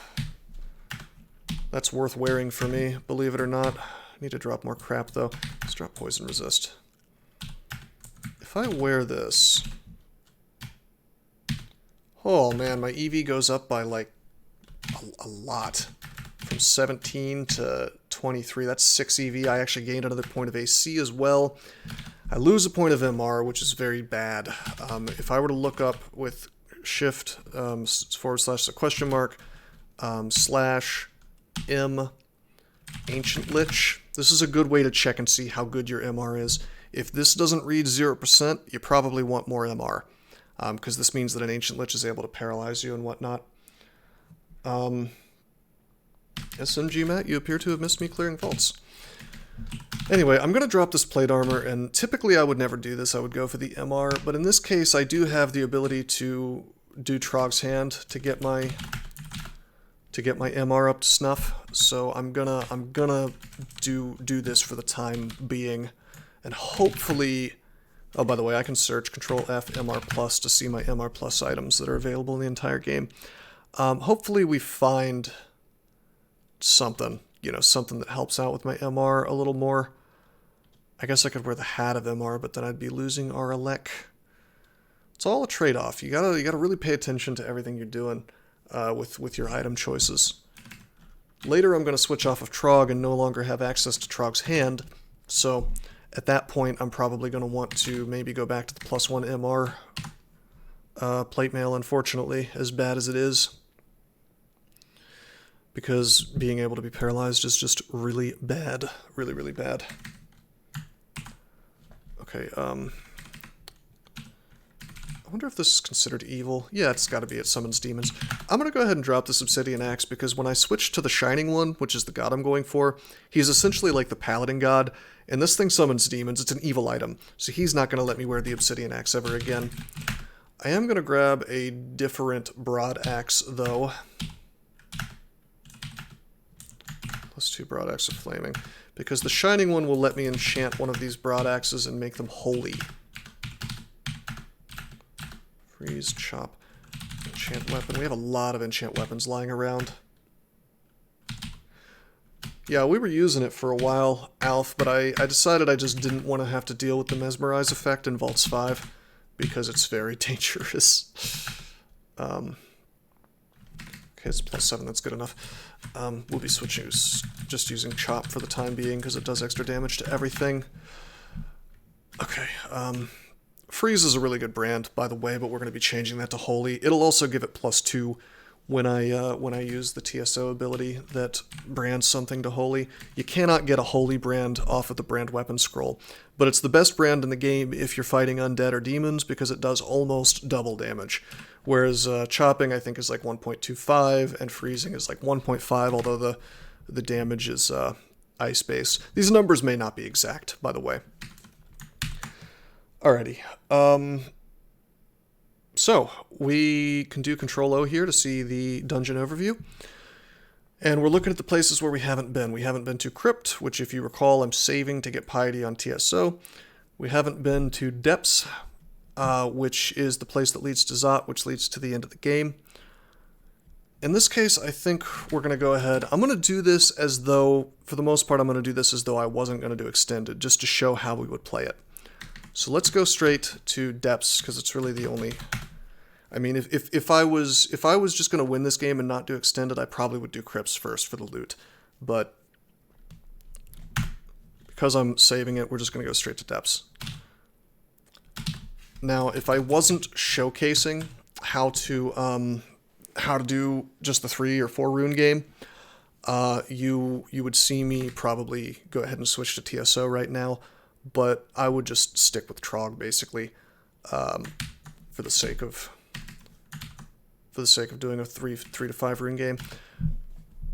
Notice I have 4 runes, by the way. I think this is the optimal number of runes to get when you just want to win the game and you're not worried about getting more just for, I guess, style points. Because it's not about like the number of runes, it's about the stuff that's available in those vaults. Like, the Silver Rune is in vaults, and there's a huge loot pile at the bottom. The Slimy Rune is in slime, and there's a huge loot pile at the bottom. The idea is to make your character as powerful as possible without taking unnecessary risks, So you do like Elf, you do Vaults, you do Slime, and suddenly you have so much damn loot that you're stacked as hell like I am right now. If you see a big line of green for these resistances, you're doing good, son. If you can just keep that up, you're good to go. Let's Ice Blast these Boggards. They're really annoying. They'll die almost instantly. Oh, wait a minute. Our MR is not good. Let's see if the Great Orb can do anything to us. It cannot. Okay, I'm going to Ice Blast these guys. I'm just not giving them a chance to summon stuff on me. Notice how this Depths floor, we went down in here and it's wide open. Sometimes you're going to have stuff like this where we're just like fighting the whole damn floor right now. Did I miss the Ice Blast? No, it just rolled really lowly on damage. I think. It can't miss, but sometimes it does no damage, unless I was talking and doing things at the same times, and actually, I don't see it in the message log. Yeah, sometimes Ice Blast, very, very rarely, it will just not do much damage. Yeah, no, he got hit. Here it is. He got hit, it just didn't kill him. That's very unlikely, because like Boggarts have low hit points, and Ice Blast does good damage. Oh, maybe. I don't think so, man. I used it on the ones behind the first 2. There were like 5 Boggarts, 4 or 5. Anyway, so a lot of stuff is coming, but this is fine, because we're going to do a little thing called stair dancing. So, this is looking kind of ugly. Uh-oh, let's just go up. And I can Zerk this super, super safely, because what's going to come get me? This floor is clear, Rest up, go down, Berserk, attack a bit. If I see Zerk starting... Uh-oh. Okay, so the Fire Dragon shoved me off the stairs. Okay, Trog is going to extend my Zerk as I'm killing things, so I'm pretty confident to just kill this crap. Trying to kill the Hasted Earth Mage first. Alright, now we'll go up. There's something slightly risky here about what I'm doing, because something could show up and have the ability to paralyze me as soon as I come back down. So why don't we use Trog's Hand just to be super safe? Because my MR is not as good as I want it to be. And hey, what did I say would happen? And then it did. We come down and there's just this Vampire Knight chilling out next to us. He has the ability to paralyze. It's like I'm prescient. I can just see these things coming.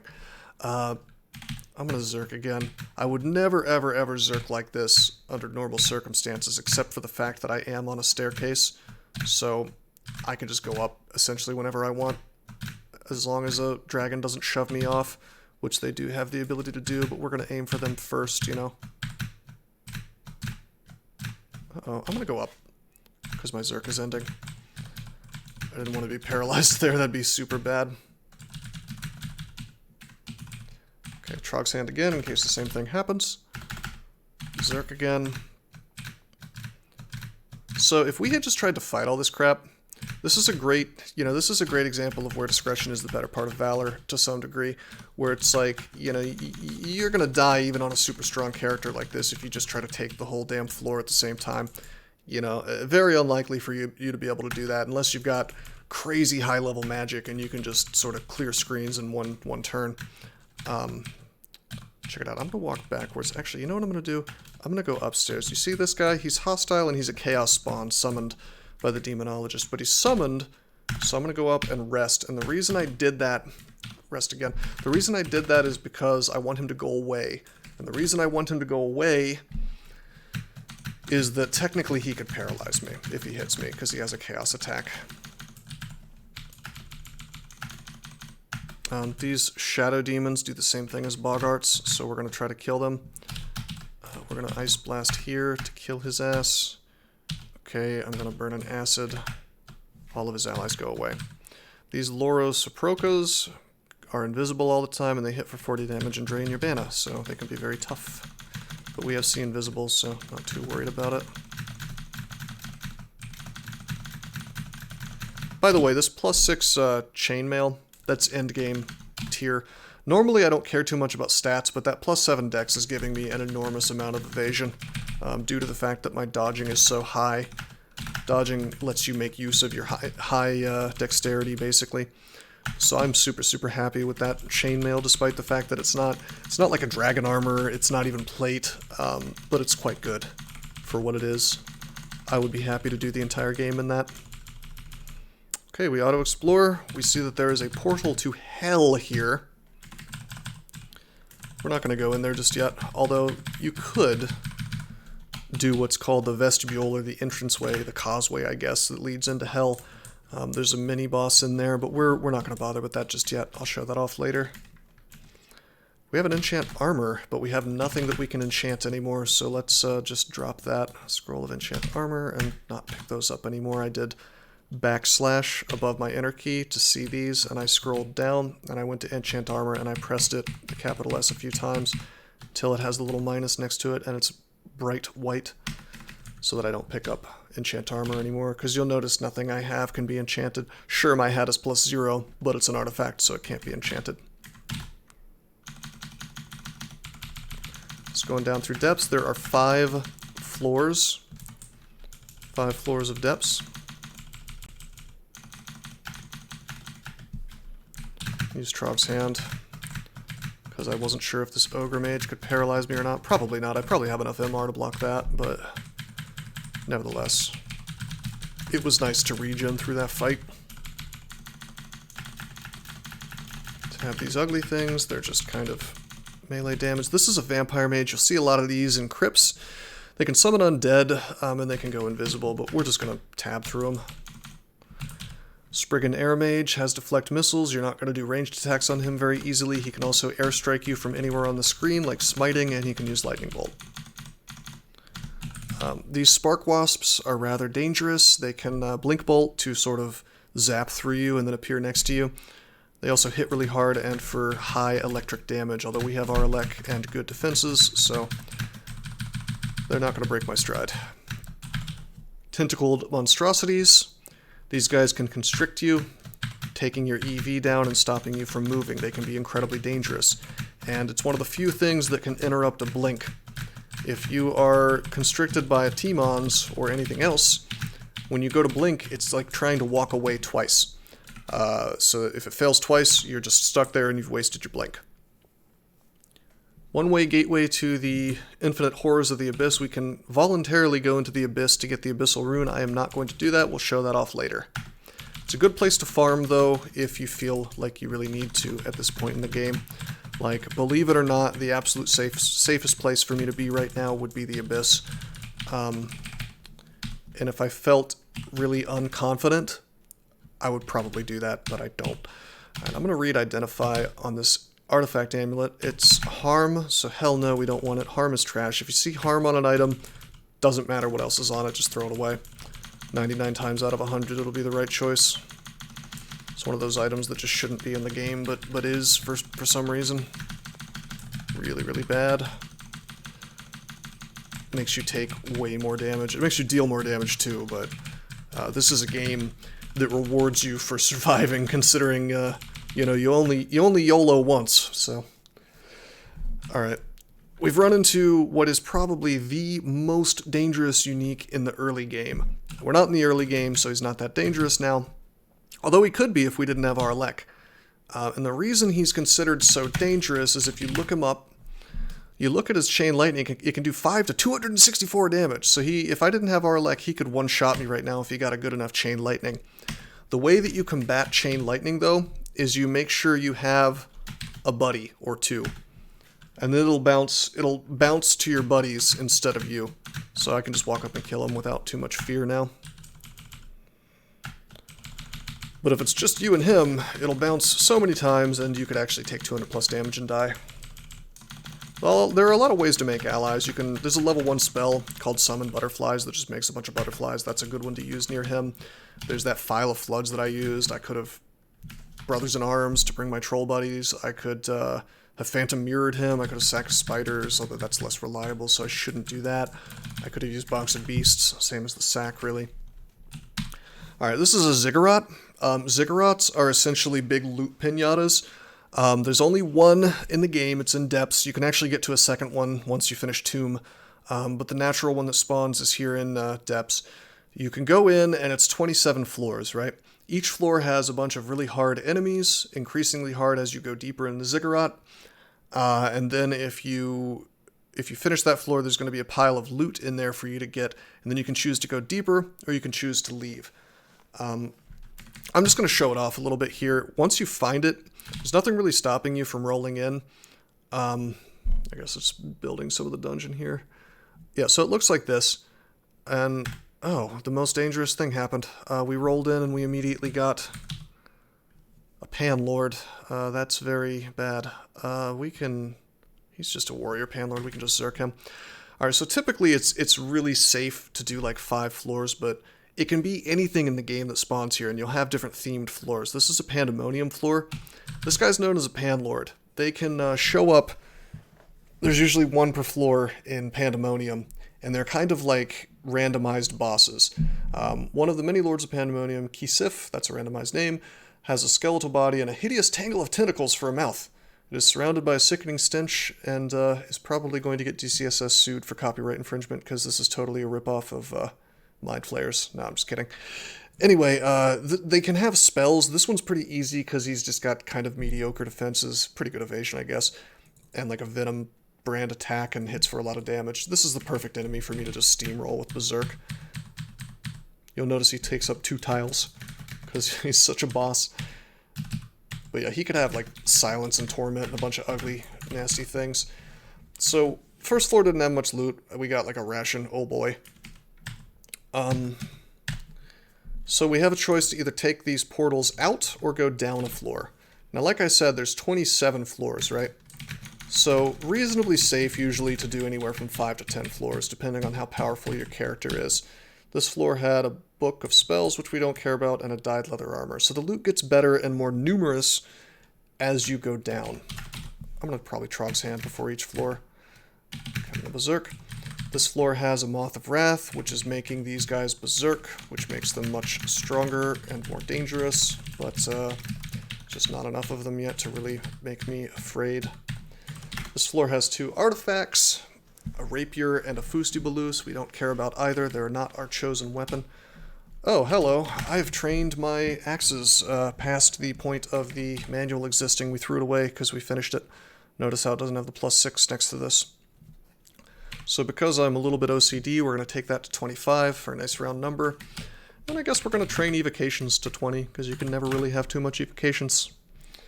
having at least 15 evocations on your Trog guy is very, very much recommended. Hello, Wesley. Alright, put up the Trog's hand, and we'll do another floor. Uh-oh. Uh-oh. We got a regular floor. Well, by regular floor, I mean it's just like a floor of, let's say, crypt monsters because there's a ghost. But the irregular thing about it is that there are 4 statues here. And this one especially is bad because it can drain my intelligence and it can summon more enemies on top of me. Also, there's this asshole flayed ghost who can flay me for an enormous amount of damage. I think what we want to do is take a step. I want to evoke fog. It was a really good fog. Now I can't be flayed more until he's near me. Kill this thing. Do I have a holy word scroll? I do not. Okay, we're going to walk right up to this dude. We're going to go to town on him. Now, if I'm ever in a really bad situation, like let's say I get flayed for any more than this, like that's over 100 damage. If I really want that flay gone and I can't kill the ghost guaranteed, I could just drink a cancellation and get that right off of me. I could also, because this guy has no AC, I could use a scatter shot and almost guaranteed kill him. Let's swing one more time and I got all my hit points back. Okay, this obsidian statue is going to summon minor demons on me. We'll just kill him. He can also mesmerize and pull you to him, but I had too much MR for that to affect me. Got a sack of spiders. So this is a good place to, you know, if you do like 5 floors of it, you're pretty well guaranteed to, well not guaranteed, but it's pretty well safe to do. And if you do that, you can stock up on certain things you might want. Like let's say you need mutation potions or haste potions or whatever. You know, there's a decent amount of stuff in here, so maybe you'll find a good item, but maybe you'll just find consumables. Either way, you know, it's pretty good to do some floors of a Ziggurat. Okay, this is a post-game enemy, a Hellion. He has call down Hellfire or Damnation, as they've changed the name to. They're also a bit fast, speed 12. So 3d 15, they can do 45 damage, but they can do that twice per turn if they get lucky. That's 90 damage on your head, and they can do it from anywhere. It's very dangerous. So we're going to evoke Fog with our cool cloak, and we're going to fail at a 3% fail rate because the game loves math. We're going to do that again. You see that there is another Hellion. Let's take a step back. Now they can't see me. Now they got to come to me.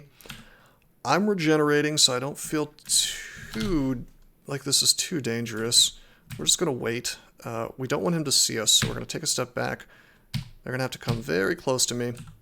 Alright, check it out. I'll take a step forward.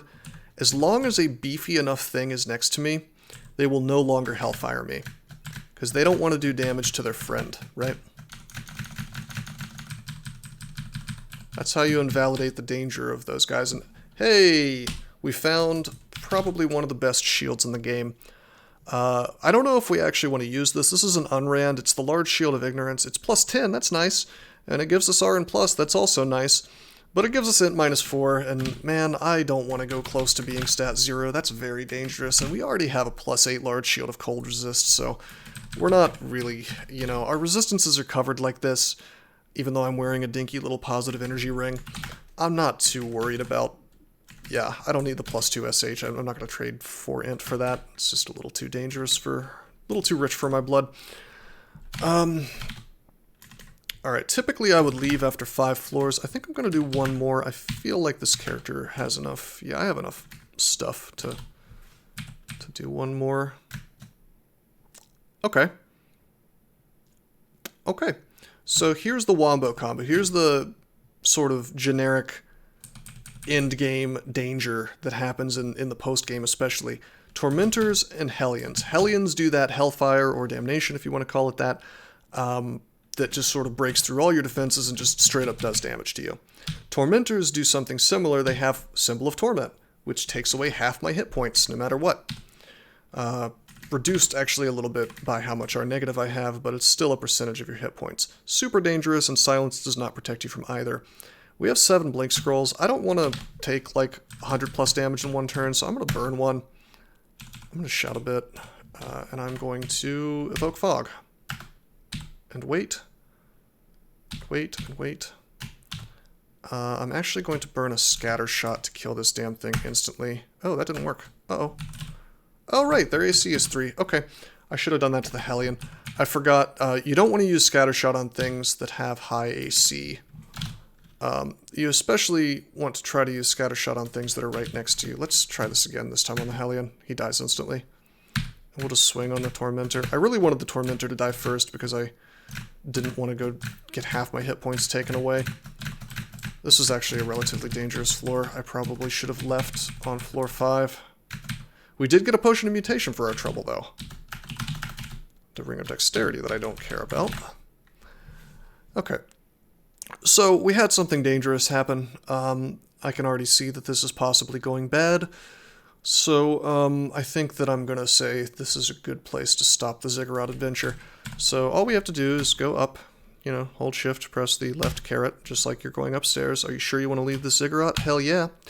If I were to make it all the way to level 27 of that Ziggurat, I would be given what's known as a Ziggurat figurine, and I would be able to use that to spawn another Ziggurat, which will have even more enemies on it this time. They in fact level up every time you finish a Ziggurat, so that's kind of a fun post-game content type thing. People try to see how many Ziggurats they can do, but typically gets ignored in a 5 or 4 or 3 to 5 rune game, other than as a sort of loot pinata that you do a few floors of, just to make yourself a little stronger.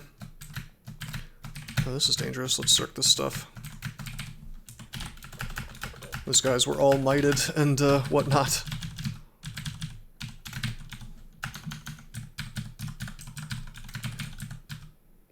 Do a zig with the orb. Ah, yeah. So when you have the Orb of Zot, which is at the bottom of the Realm of Zot, which is the item that you're trying to get and leave the dungeon with, once you pick it up, things like Pandemonium Lords and various post-game enemies start spawning all the time right on top of you. So it's very dangerous. In the depths, by the way, there's just a lot of crap here. We should have Trog's Hand a while ago. I'm going to zerk this stuff.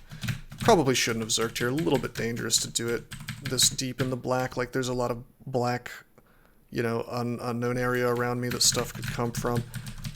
Just talking and playing at the same time. What I should have done instead is I should have Trog's Hand early in that fight so that I could have more hit points near the end of it. Hello, Mr. Ostrom. How you doing, man? This is a shapeshifter. You'll notice he's changing his shape every so often. Gotta be very aware of them because they can turn into something super risky one moment and then not so risky the next. If you do a zig with the orb, every tile spawns an enemy. That is not true unless something changed. Are you telling me, Porky Pies? I think you're making stuff up, my friend. Every tile will spawn an enemy once you do enough zigs. I know that's true. Alright. Nothing on this floor that we care about. Identify. Nope. Depths 4.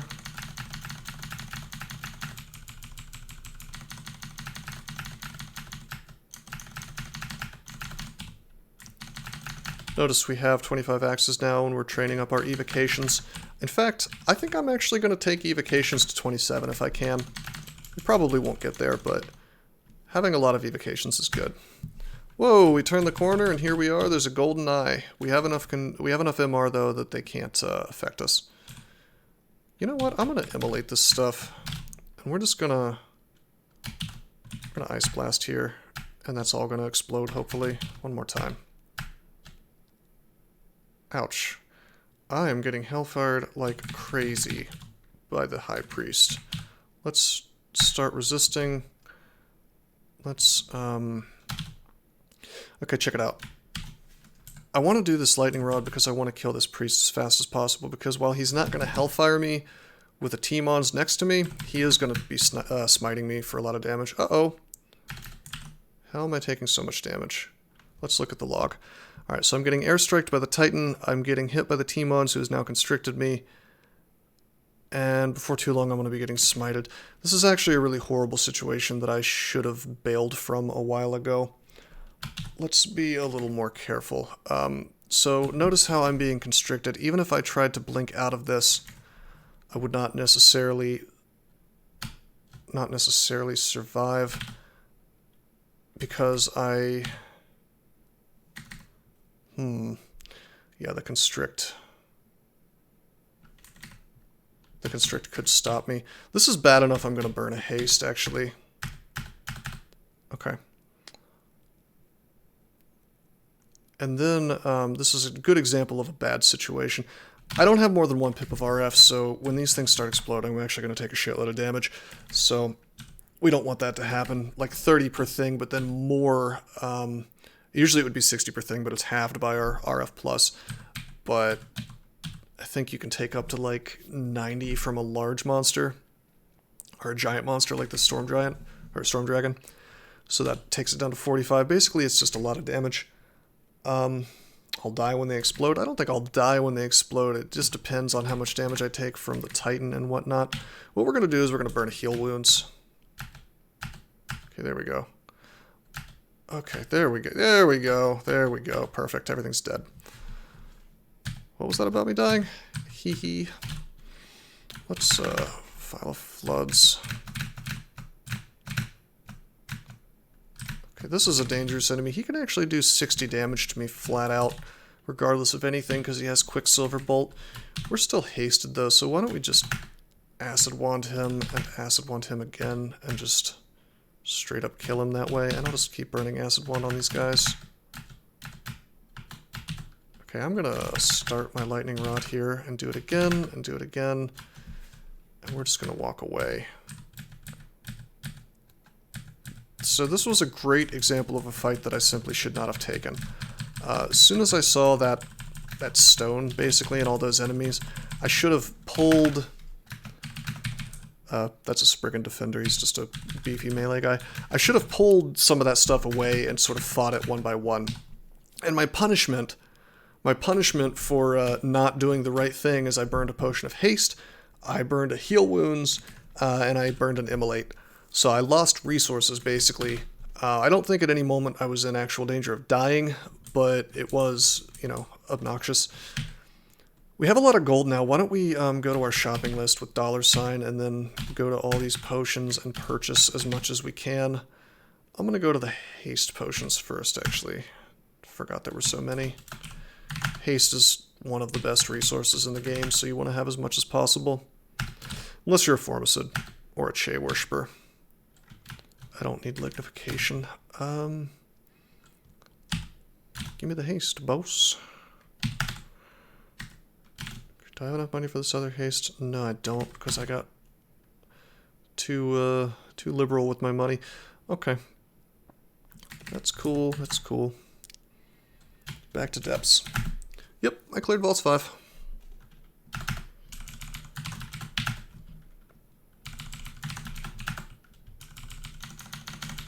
So anyway, Depths is going to have a ton of really dangerous enemies in gigantic groups, as you've seen. Like, the theme here is essentially huge-ass armies of bad guys, you know. And our Minotaur is uniquely able to just kind of tab through all this crap, but many characters will not be able to, and I assure you that even on this character, as you saw... Oh, let's drop the large shield of ignorance. As you saw, it can go badly very quickly if I make a mistake. Can we be... No, we cannot be paralyzed by the Vampire Knight. Okay, we'll just tab this stuff then.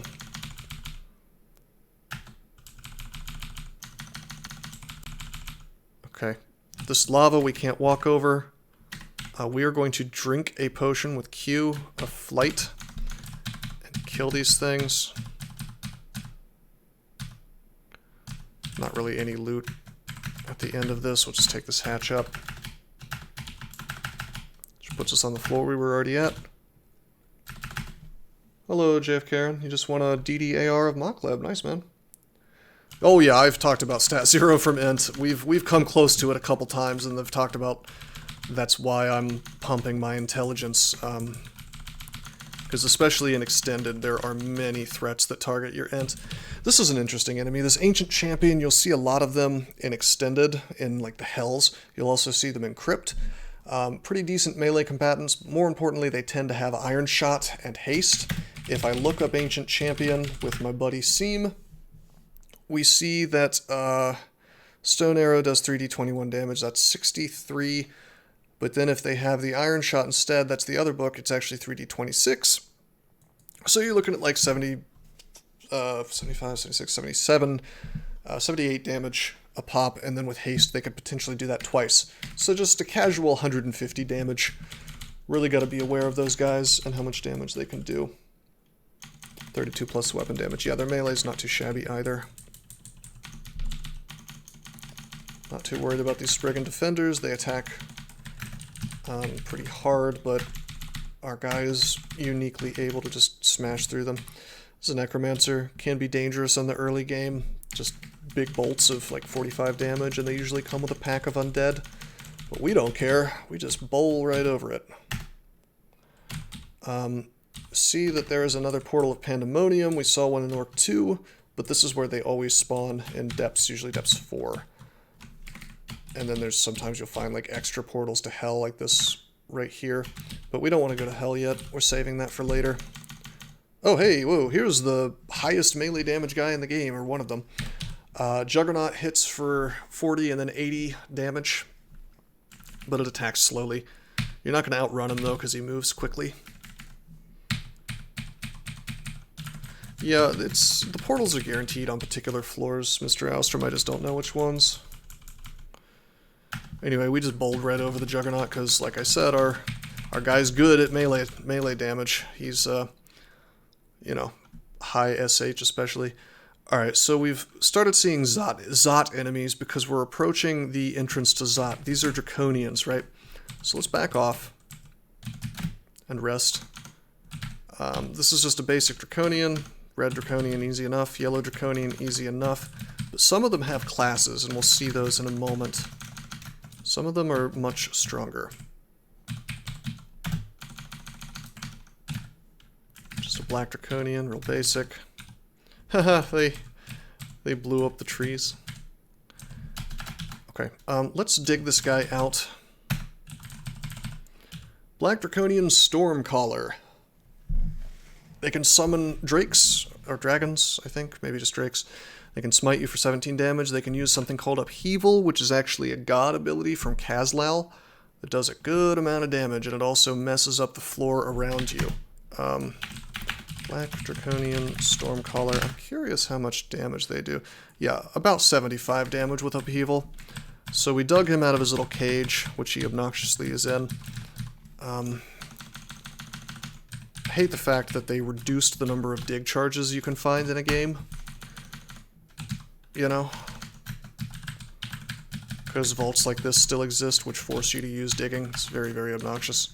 So these are all Stormcallers of different color Draconians.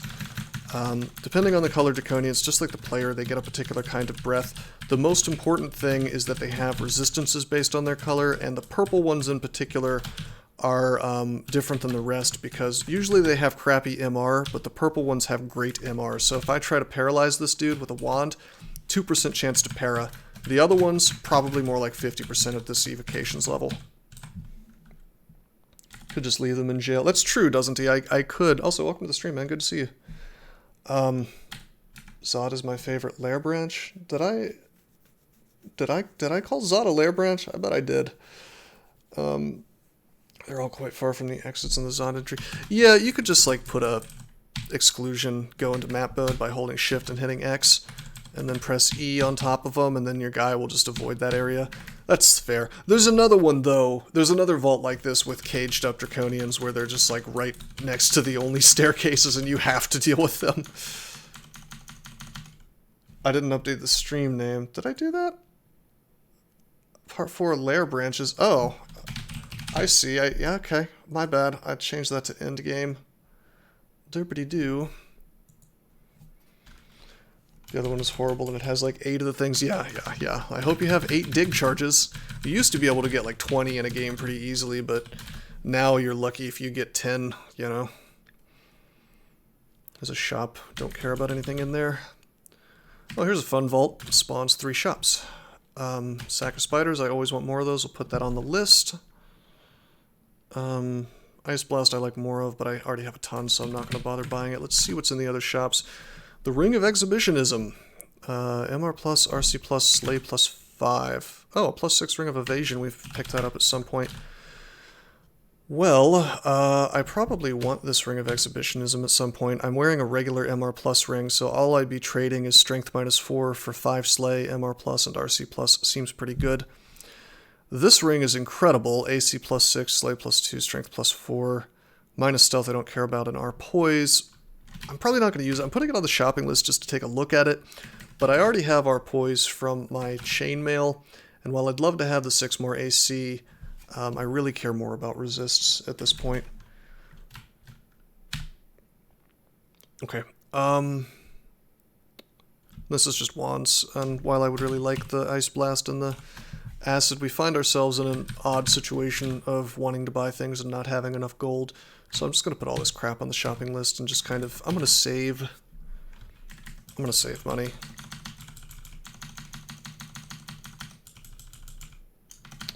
I can swap the chainmail for my old armor. Well, I could, but my old armor is... My old armor was only +1 plate, so I'm actually quite happy with the extra dex and AC and whatnot that I'm getting from the chainmail. Like a +6 chainmail with 7 dex on it is quite nice. Now, if I found a body armor that was better than that, or if I found a bunch of enchant armor, which we only have 1 of on the floor right now, I do have like a crystal plate lying around. If I could enchant that really heavily, it would be cool, but, you know. Forgot the MR plus. What about the... Oh, okay, +1 plate armor of MR plus. It's not enough defense for this point in the game, is how I feel. Alright, so we finished Depths 5. And remember, I'm playing this as though I was going to finish the game right here, rather than swapping to TSO and doing Extended.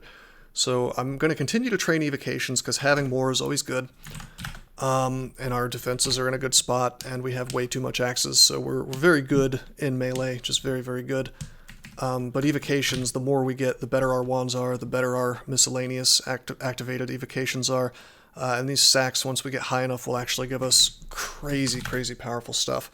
Like ghost moths, which will kind of lock down enemy casters for me. Okay. Okay. So, take a look at what we've got. We've got 4 runes. That's enough to enter Zot. You need 3. Take a look at the Control-O dungeon overview. We see we haven't done Crypt. Like I said, I would have done Crypt if I wasn't going to go back for it later with the Shining One God. But otherwise, we pretty much cleared out everything. One thing I probably would do if I wasn't waiting on doing Extended is I probably would dip into Hell to get a certain item that's in the vestibule, but that's kind of an advanced technique, so I'm going to leave that. It's not really necessary. I'll explain it probably in the next session. Anyway, this is Zot. Let's go in. The lock glows eerily. You insert the silver rune into the lock. You insert the decaying rune into the lock. Heavy smoke blows from the lock. You insert the serpentine rune into the lock. With a soft hiss, the gate opens wide. So you go in here, and sometimes you'll have a little welcoming party waiting for you, and it's just a hellish entrance. This time we've done okay. Once you go in here, you got to be aware that some of the most dangerous things in the game finds the home, the realm of Zot their home. So you got to be very careful in here. Also, you got to be even more careful because your scrolls of blinking, which I said are one of your best ways out of situations, will actually not work properly in here. You cannot do a controlled blink anywhere. So you use your scroll, and instead of sending you exactly where you want to go, it'll send you somewhere random, like a regular blink. Not so good. Also, teleports take longer, so in general, things are very dangerous in here. The optimal thing to do, as annoying as it is... Oh, I should stop and explain this enemy. The optimal thing to do is to explore all of Zot and clear all of Zot. If you do that, then you'll have a much safer time going back up later when you're taking the orb back to the entrance. Sometimes I will do what's called diving, like I would have taken this downstairs immediately, but that's not optimal. That's just me trying to save time, basically. It's not a very safe thing to do. You should clear right and bottom up. I'll explain that in a second. So here's the Death Cob. When he attacks, he can slow you. Very dangerous. If I wasn't a very tanky character, he would be whooping my ass. He's considered to be undead, so things that affect undead work on them. He has very, very bad MR, 69% chance to paralyze or enslave. Enslaving them can be really useful. You can paralyze them from afar. I just used it 3 times and it finally worked. Super dangerous to be slow in here, so typically you don't want to let them try to hit you. Moth of Wrath, also dangerous. They can berserk you if they bite you, or berserk their friends from afar. And I tell you, dealing with berserked golden dragons is no good. Alright, so doesn't he just mentioned the fact that it is optimal to do Zot bottom up. This is one of the dumbest things about the game, and if you have anything to complain to the devs about, this is one of the big ones. Because of the way explore traps work, you can explore into a shaft, right? So it's actually optimal to go and do Zot 4, then 3, then 2, then 1, so that you cannot be shafted into a floor that you haven't explored yet. So I'm going to go down, and we're going to see some interesting enemies. You can't be shafted into Zot 5, by the way. Don't go into Zot 5 until you've fully cleared 1 through 4, by the way.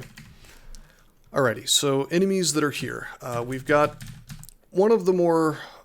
Two of the more dangerous, actually, enemies in the game. Quicksilver Dragon, I already explained, can just do 60 damage to you anytime they want. With the Quicksilver Bolt, it also dispels you, so if you've got buffs up, or debuffs, or transmutations, so it's very dangerous for a transmuter, it will just take those off of you next turn. But the flat-out 60 damage that it can do is very, very bad because it's not reduced by anything.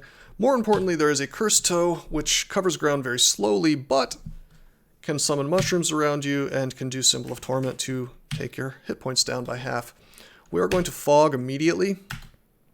This is a little worrying because there's just a lot of... it's a wide open space, right? I'd rather not fight all this crap at the same time. What are mushrooms? Yeah, so they can bring mushrooms all around you. The wandering ones, when they attack you, they can confuse you, and the death caps just straight up do negative energy damage when they can drain your life. And so you just end up with these mushrooms around you, and it's super dangerous even on a staircase because if I get confused, I may not be able to go upstairs. I'm gonna do a magic map real fast. Yeah, so being aware of what the level looks like can give you some information. Can you bring them up? No, because they're considered summoned enemies. So you cannot bring the mushrooms with you. They don't do that much damage. The real danger is them holding you confused while he's tormenting you for tons of damage.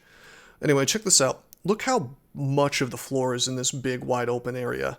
Chances are really good that a absolute shit ton of enemies are coming towards me right now. So it may be smarter for me to come down a different staircase than try to fight this stuff here.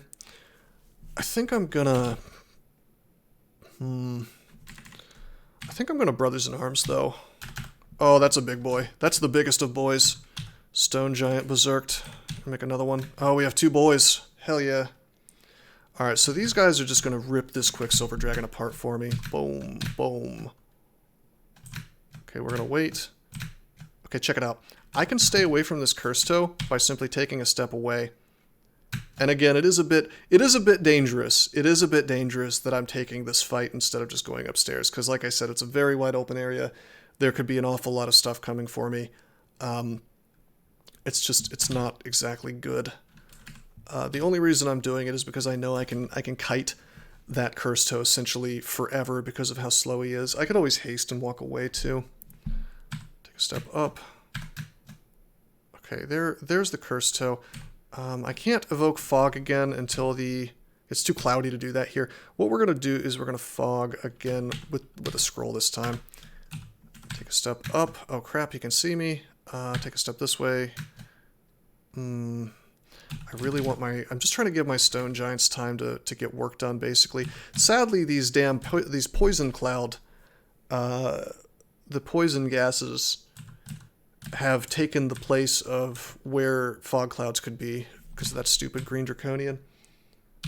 Time to close with the toe. Yeah, probably. So Naughty Badger is saying, what is the lore of Cursed Toes? It's just a joke, basically. The idea is that there's cursed skulls, so there should be cursed toes too. Yeah, I think it's time to simply do damage to the, as Doesn't He says it's time to do this. So every time I take a move here, there's a chance that he will take half my hit points away. That adds up real quick. Luckily, that would also be having the hit points of this Ghost Moth, who, by the way, has drained my mana to 0. I don't care, but a mage character might. Storm Dragon, of course, is just damage. We're going to swing on the toe, hoping that he dies ASAP. Okay, thankfully, my boys, look at how hard they hit. Stone Giant hits the Cursed Toe. 3 exclamation points, takes his ass down. People say that Brothers in Arms is not that useful in the end game, and I disagree. You could do Extended with Trog if you felt like it. And Brothers in Arms would remain useful, I assure you. There's really not much in the game that a pissed off Stone Giant can't kill. Alright, let's rest up here. How much damage does each exclamation point? That I don't know. You would have to look that one up. I'm not sure about that one. I guess maybe we could...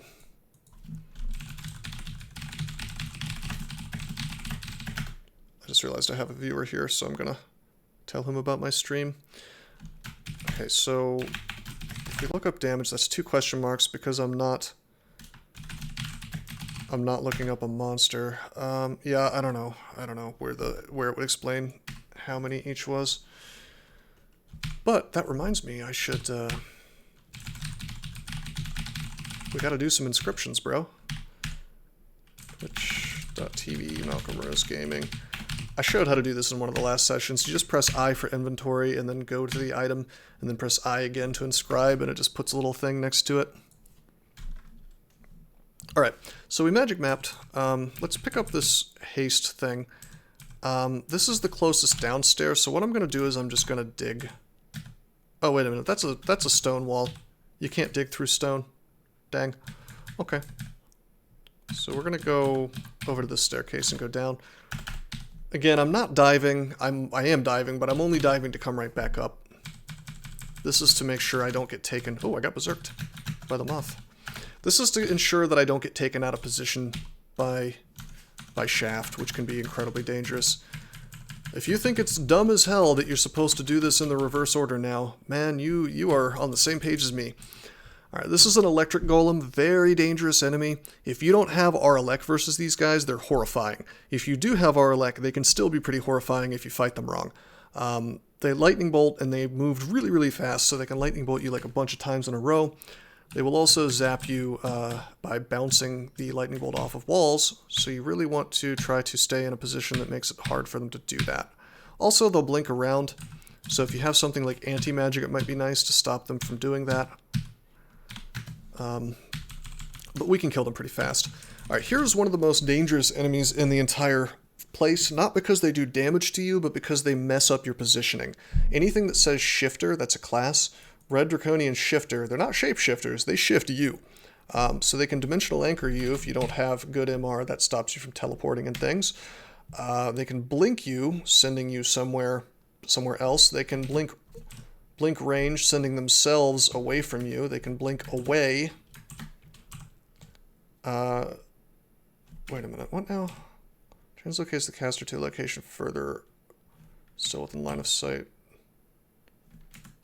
The hell is the difference between blink range and blink away?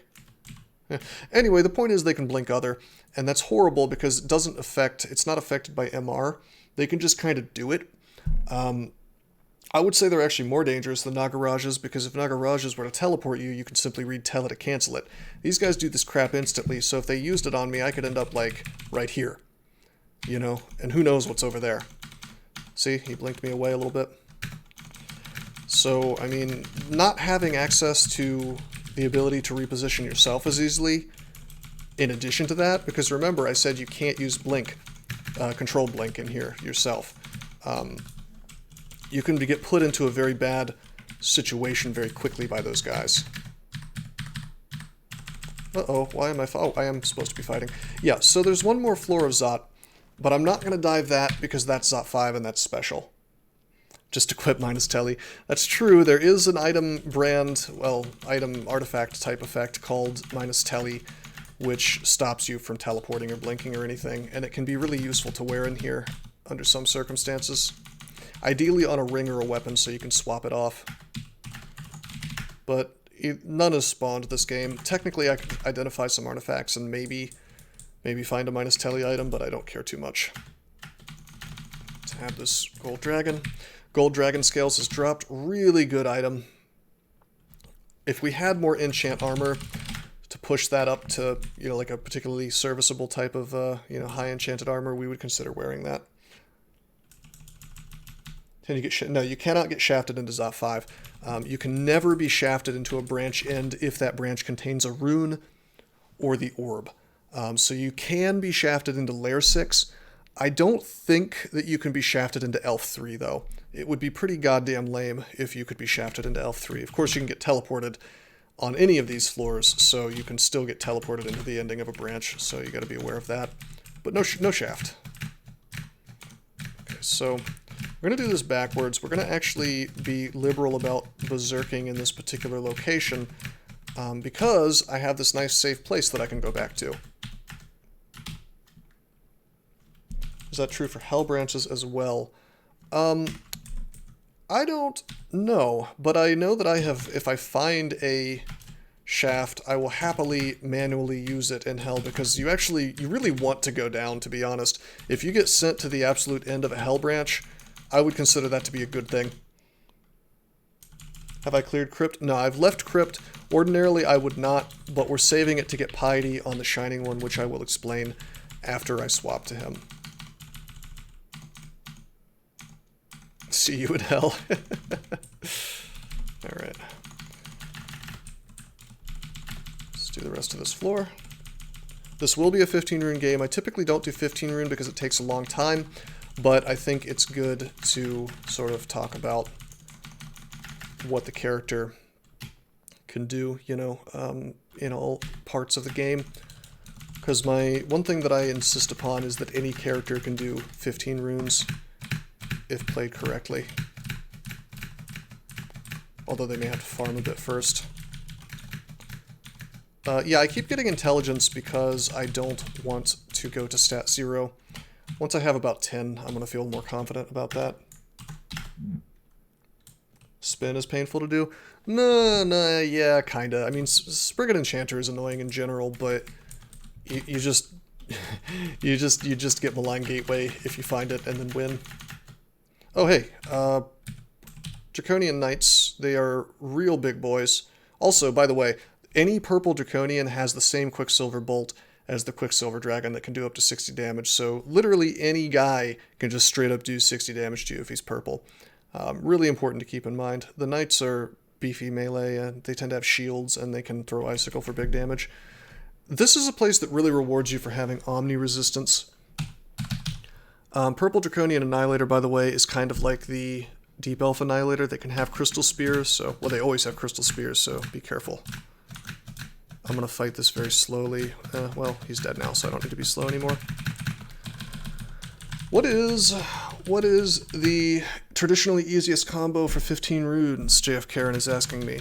Probably not Mibby, he says. Mibby is actually, if you want to do 15 runes for your first time, believe it or not, I would recommend that you go Mibby and then just swap to, because I mean, if you're still not very good at doing 3 runes, for example, Mibby will get you through the early and mid game with a lot more ease than any other combo, I would say. And then when you're ready to do extended, you will swap to TSO, and that's one of the reasons why I'm doing this combo like this, like so. Whoa, let's stop tabbing so hard. Oh boy. We have walked into a damn Cursed Toe who has taken half my hit points away. Okay, so I could use my Evoke Fog, but there's a 1% fail rate on that. I'd rather go for the guaranteed thing. Let's use an actual Scroll of Fog. Let's use Trog's Hand to get some of my hit points back, and we're just going to duke it out a bit. Okay, he can see me. Step back. I'm going to make a boy. I got Bolt of Fire. That's okay. He can only do so much damage to me. Let's Ice Blast. Remember, the toes cover ground extremely slowly, so if we just walk back, you know, there's only so much he can do to me. I'm going to evoke Fog now. Okay, take a step back. Actually, I'm just going to fight him. He's by himself. Yeah. Cursed Toes are what you might call a force multiplier. They do big boy damage to you, but by themselves, they can't really finish you off that easily. So, unless you're just a really squishy guy, which you shouldn't be at this point in the game, but you could be. But you see how quickly things can go badly when you've got attacks that drain, you know, half your hit points. It's one of the things that I used to kind of rage about in this game, but in retrospect, I think it's a great mechanic.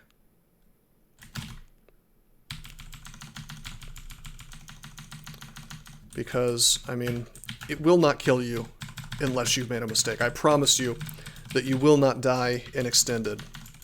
There are ways to die in Zot without making a mistake, I guess, but not really. And you haven't seen the well and truly bullshit thing about Zot yet. You will, though. You will, I assure you. We've just been blessedly free of the clowns so far. I prefer that the jokey doesn't show up today.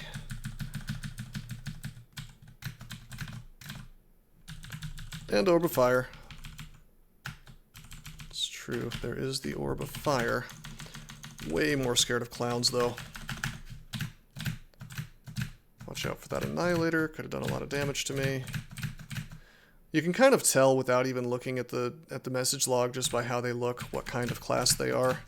Like, this is a shifter, because he's got the purple shield looking thingy. That's an Annihilator over there, because he's got the blue light in his hand.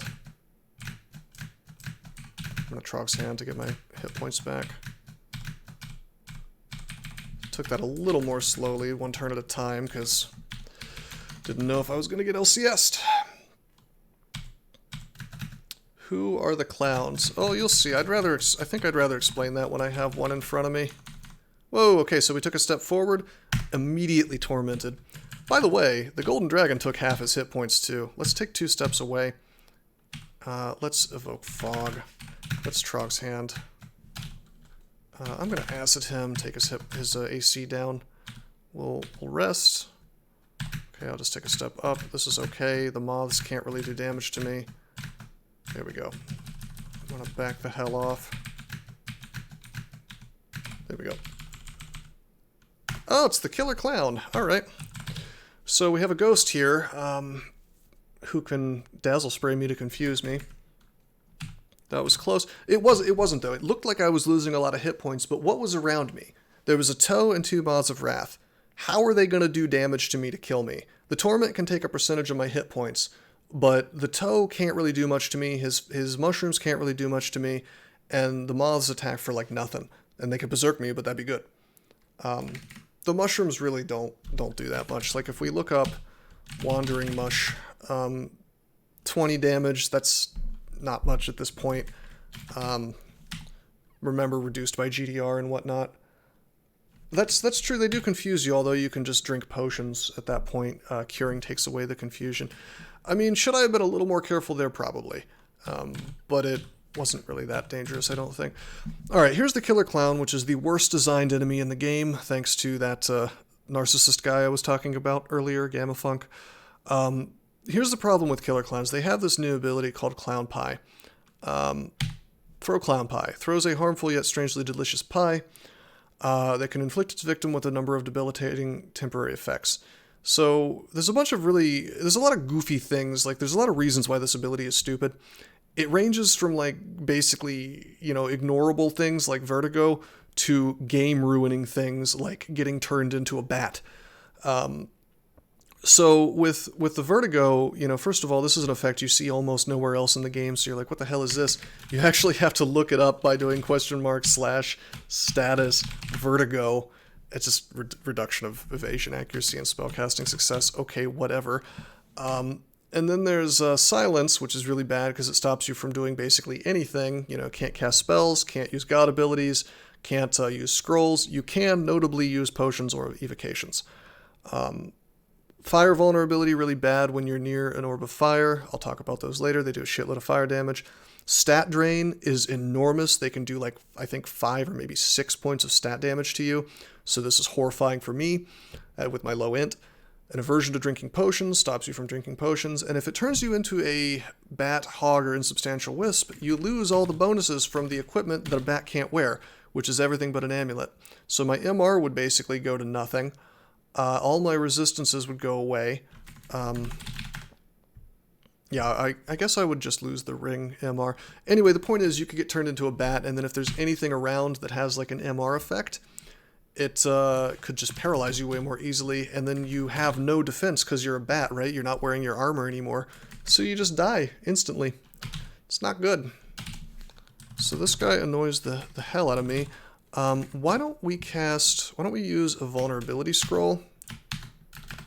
Why don't we use paralysis? 39%, huh? That's good enough for me. I'll just keep doing it. Wow, we're getting unlucky. I have a big boy shield, by the way. Amazing. Amazing. I've used paralysis like 30 times. There we go, he's paralyzed. Should have just fought him. Worked the first time on the ghost. Okay. Statistically, that probably should have worked after like 4 times. Can you silence them? Okay, here's how you prevent death by pie. You cannot silence them. If you look up the clown, it says it's a natural ability.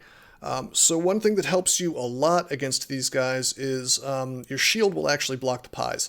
So if you have a big shield, you know, it's yet another reason to have a big shield. Deflect missiles will help to evade that. There's a spell called Deflect Missiles that just sort of sends projectiles away from you. If you have a shield and deflect missiles up, you're virtually guaranteed to not get hit by a pie. Yeah, clowns with a K. So, basically with clowns, though, you cannot rely on deflect missiles. You cannot rely on your big boy shield. You really want to fight them alone. The real trick is you gotta pull them by themselves, essentially. Shield of Reflection. Yeah, that's hilarious. It'll sometimes reflect the pies and then turn them into, it'll be a transformation pie and it'll like turn them into titans and stuff. Okay, let's put up Trog's Hand so I have a nice big pile of MR and go down. Huge danger of going into Zot 5 is that you could be teleported. Well, let me magic map real fast just to show you. Ordinarily, I wouldn't burn a magic mapping here. I just want to show you. This is called the Orb Chamber. The Orb of Zot is right here. It looks the same every single game. Wait. Anonymous Magic, did you have a question? Oh, you're asking for newbies issues. Yeah, no, I appreciate that, by the way. So anyway, yeah, the Orb of Zot is right here on the spot it always is. These areas, this is called a lung. This is called a lung, the 2 lungs of Zot. And this is the entrance, I guess you'd call it like the entrance area or something. Anyway, it's going to be a shitload of enemies all over here. Highest power enemies in the game, or some of them. And the horrible thing about the new trap system is that you can go downstairs and just immediately get teleported in here. So if you can find a minus telly item, it's really quite good. We would probably be okay if that happened to us because we're so strong and I know how to deal with that situation, but otherwise quite easy to get screwed over. Hopefully that doesn't happen to us. I'm trying not to reveal tiles, by the way, as I clear out the stuff around this staircase, because every time I reveal a tile, I risk that happening. Notice how I'm not moving from the staircase, which is generally a good idea anyway. Whoops. So you can go back up. Check this out. Hold Shift and hit X to go into map mode. I'm going to press E right here, so my guy does not walk into the big deadly area. I want to clear out the easier part of the floor. Let's evoke Fog because of that Curse Toe. Wait a couple turns, walk up, swing. I'm actually going to use a Wand of Acid. Bro, your evasion is crap. Please stop. There we go. He's got less AC now, so I'm going to swing on him. Wand of Acid is a really fun way of debuffing your enemies. Why don't we use Trog's Hand, because we're rather hurt.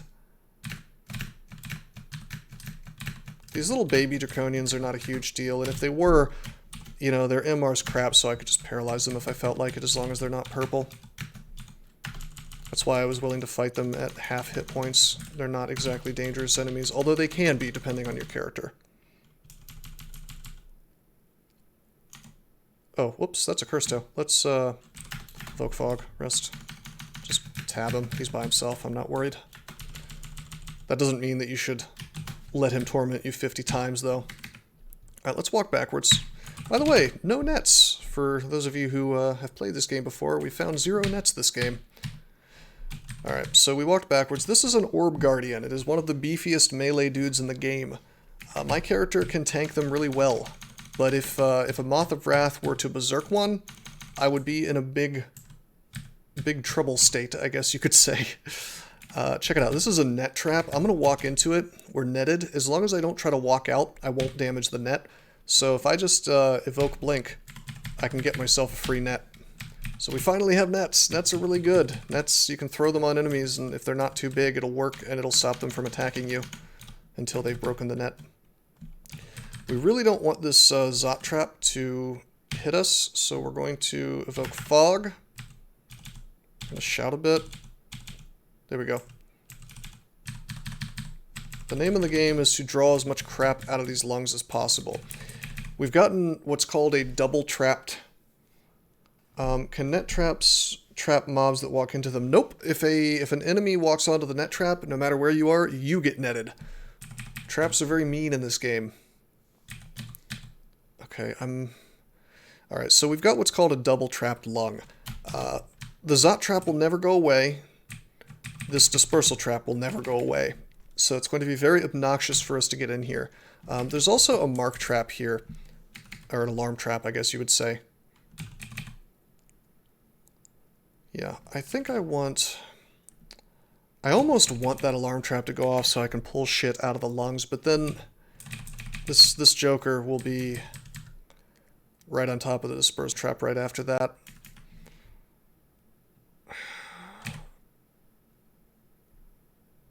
Okay, I think I know how I'm going to handle this. I'm going to haste. This will probably work. I'm going to go up. Okay, he marked me. Cool. Now we're going to read Fog. Okay, I cannot get dispersed. Although, it can only send you places that you can see. No, I think it could send you... Anyone else in view to a new location nearby? I think I can send you, like, back into areas that are, like, around it, rather than just places you can see. So I did the right thing by blocking line of sight to it. Now I'm marked now. This is horrifying, right? Really dangerous to be marked on Zot 5, but you can use it to your best advantage, right? So I'm hasted, so I'm going to make my way out. It's very fast and dangerous things coming for me.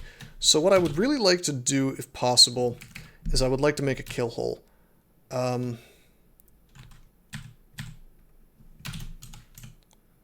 to see if there's a good location for it. Okay, this will do. Yeah, that'll sort of work. Alright, we're going to do a dig here. Going to walk up here. Remember, everything on the level knows where I am now. We're going to dig here, and this is not the best kill hole I've made in my life, but it's pretty good. Now we're going to pre-buff because there's a bunch of nasty crap coming for me. We're going to drink Agility. We're going to drink Might. And don't do this unless your character is just super, super strong. If you're a really good melee guy, you can pull this off. Otherwise, you can't. Let's drink Resistance so that we have an extra pip of RF. And we're just going to stand here and shout. Things should be coming for me. There's an Orb Guardian, easy enough for this guy. Shout. Orb Guardian dies. Orb Guardian dies. Thankfully, they're not coming around the other way. That's just a gold dragon. Uh-oh, haste ended, and we've got a Lich here. I'm going to preemptively silence because I don't want to get LCS'd. I'm going to re-up my haste because I want to be hasted this whole time. We're going to kill this Lich. I can't actually shout while I'm silenced. Oh. Uh-oh, there is more stuff here. Yeah, the clowns are really dangerous. However, I could be doing damage to all of them at the same time. What do we have? 24.4 evocations. Let's try to get a really good cloud. Cloud wand can be awesome here. Oh, we got the best cloud. Yeah, baby. That's an acid cloud. That'll do enormous damage to all this shit. Alright, so here's an Orb of Fire. Probably one of the highest damage, if not the highest damage thing in the game. And it's all fire damage. They can malmutate you just like a Shining ISO. It's very obnoxious. Even if you kill them, they can give you permanent mutations. More importantly, they can do 3d43 fire damage. They do, that's like 129 damage. So they also move very quickly, so they can do that twice in one turn. Luckily, it's reduced by half or more, depending on how many pips of fire resistance you have. Can I use my lightning wand? Yeah, I could use the lightning rod here to do a lot of damage to all this stuff. Killer clowns are not resistant to electricity, but the problem is that orbs of fire are the most dangerous thing, right? And they are immune to electricity, poison, fire, negative energy, and they're actually resistant to cold, weirdly enough. So you really don't want to do any kind of energy to them except for acid. So we're going to be using that. And the cool thing about that is that it will reduce their AC. Okay, also, once you have done acid on somebody, their AC is reduced, right? And what did I say about having low AC? Scattershot works really awesomely on things with low AC. So we scattershot, sort of like using a shotgun.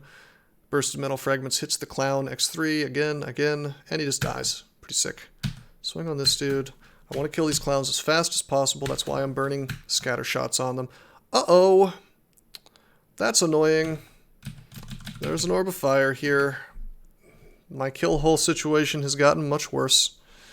I don't really want to move from this location because I've got these acid clouds doing enormous damage to these dudes. So, what do we do about this? I could fog, but this thing will just walk right up on me anyway. Oh man, I'm still silenced. That's not good. Let me think about this.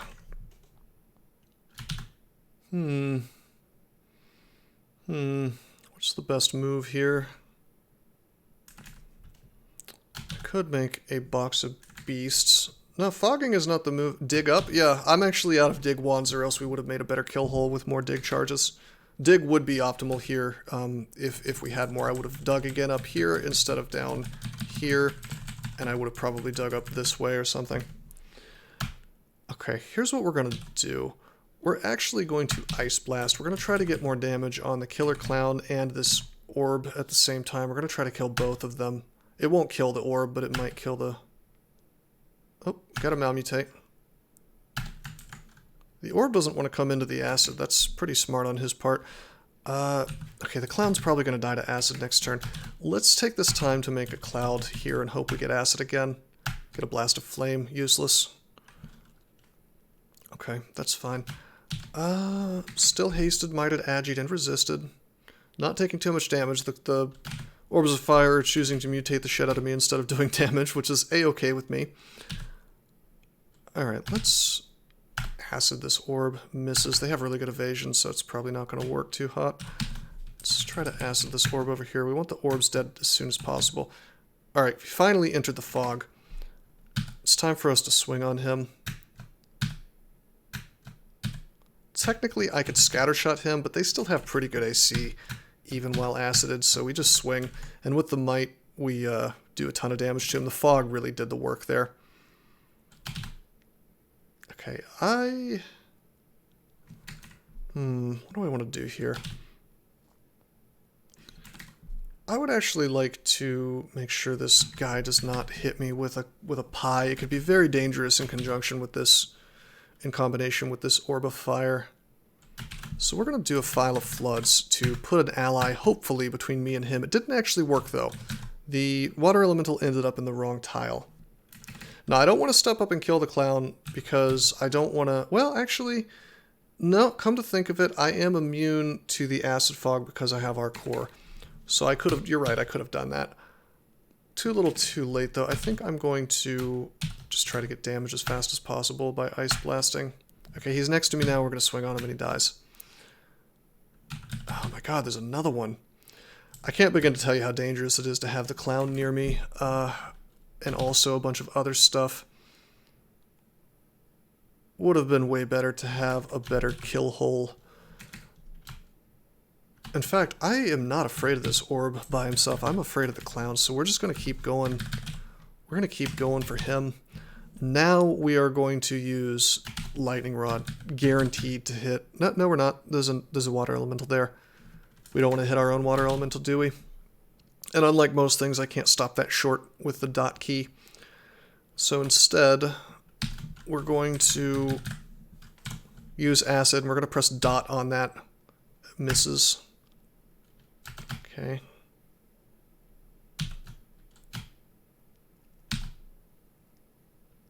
Vote to kill the elemental. We could, but he could get a little more damage on the clown for us. Now, Trog doesn't care if you hit an ally. It's just that the water elemental could have been doing damage to the clown for me, which is why I didn't want to do that. You vote to kill all clowns in existence. Alright, so he's dead. Now I'm going to swing on the orb. Actually, you know what I should have been doing this whole fight? We should have Trog's hand up so we can regenerate through this fight. Alright, so the orb is still here, potentially about to do a shitload of damage to me, but we have this Lich now. And since he's, you know, that's another reason to Trog's hand, because he could have had Paralyze or something. In fact, he doesn't, but he does have Iron Shot, which is almost as good as LCS, actually better in this situation because it has more range. We really want to kill him. So we're going to burn more Acid Wand, and this is one of the reasons why we want to have such high evocations, because it lets me do stuff at range, incredible things at range. We're missing with the acid, though, quite a lot. You know, he's almost dead. He may be very resistant to cold, but Ice Blast does 50% physical damage. We're just going to do that, and he'll probably die. Yep, he's dead. Alright, good. We still have Haste, Resist. We no longer have Might or Agi. Why don't we Agi first, making sure our evasion is high as possible in case more clowns attack us, or the orb. And then we'll use Might. Something important to learn about the orb is that they have Bolt of Fire and Fireball. Fireball evasion doesn't matter, but for Bolt, it does. So having more evasion is good. Agi is good against them. Why is Ice Blast so good? No, Ice Blast cannot miss like Acid. It will almost always do damage. It can roll low for its damage, but not likely. We're just meleeing the orb now. See how tanky he is? I spent like 5 turns meleeing him and it just isn't working. Finally, he goes down. That's with Might up, by the way. Usually with Might, you kill things almost instantly. We're just going to wait a few turns now. Let these things enjoy their acid bath. Now, you know what? I probably should have used my Lightning Rod in that situation. Using Lightning Rod several times. And the clowns go down. This is an enormous number of clowns. I feel like we got a special vault with lots of clowns, like a special end vault. Okay, we've killed most of the floor. Let's get to a staircase now. What are you? The Iron Shot guy. Okay. Let's melee you. Wait on the hatch because it's super safe. I can go up to his floor that we've already explored. How does Might work? It gives you strength. It gives you, I think, like 1.5x damage on melee attacks only. So it's quite a lot of damage.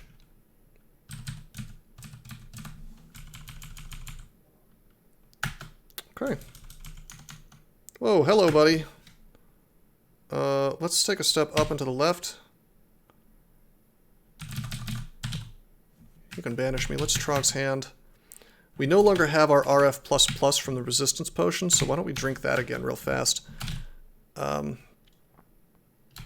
going to clouds here. Oh, crap, I got negative energy, which is really good against things that are not this guy. I'm just going to try to melee him with no buffs, and we're going to see if that works. Actually, now that the Lich is here, let's Acid Wand whenever we see the Lich. Okay, he's acided, and we hit him, and we killed him in one hit, because he had that acid debuff, so his AC was garbage. Most of the floor should be cleared at this point, by the way. That Mark Trap really lured out most of the floor. No, it doesn't work on bows or anything ranged. You only get the strength bonus, which is a minor amount of damage. Alright, we're going to evoke Blink. That could have technically sent us on the Zot Trap, which would be not so good. But it's not likely. Obviously, we don't want to step on the Zot Trap.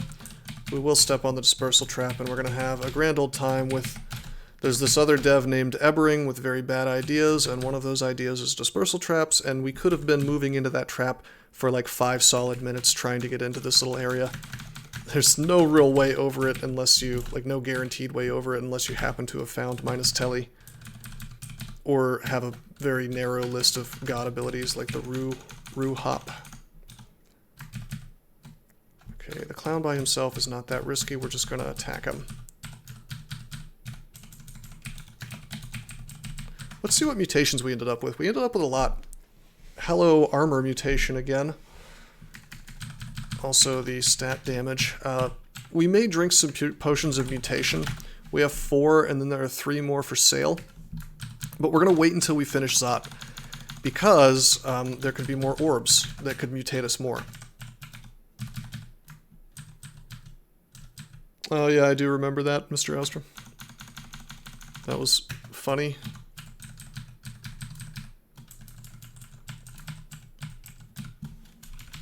Okay. Greater orb run. I'm not doing that. This is a newbie tutorial, not a advanced craziness thing. All right, so you cleared the floor now. At this point, you really want to evaluate. Can I do the orb run? Well, if you just finished Zot, probably. This is the orb. This sort of hairy-looking thing. An invaluable artifact. Artifact misspelled. Once you have escaped to the surface with it, your quest is complete. So we grab it, press comma. I'm not going to do that yet because I don't want to pick it up. And then a bunch of demons will start following me, showing up all over the place, and the goal would be to get back to D1 and then exit the dungeon through the same place that we went in. And then you win the game.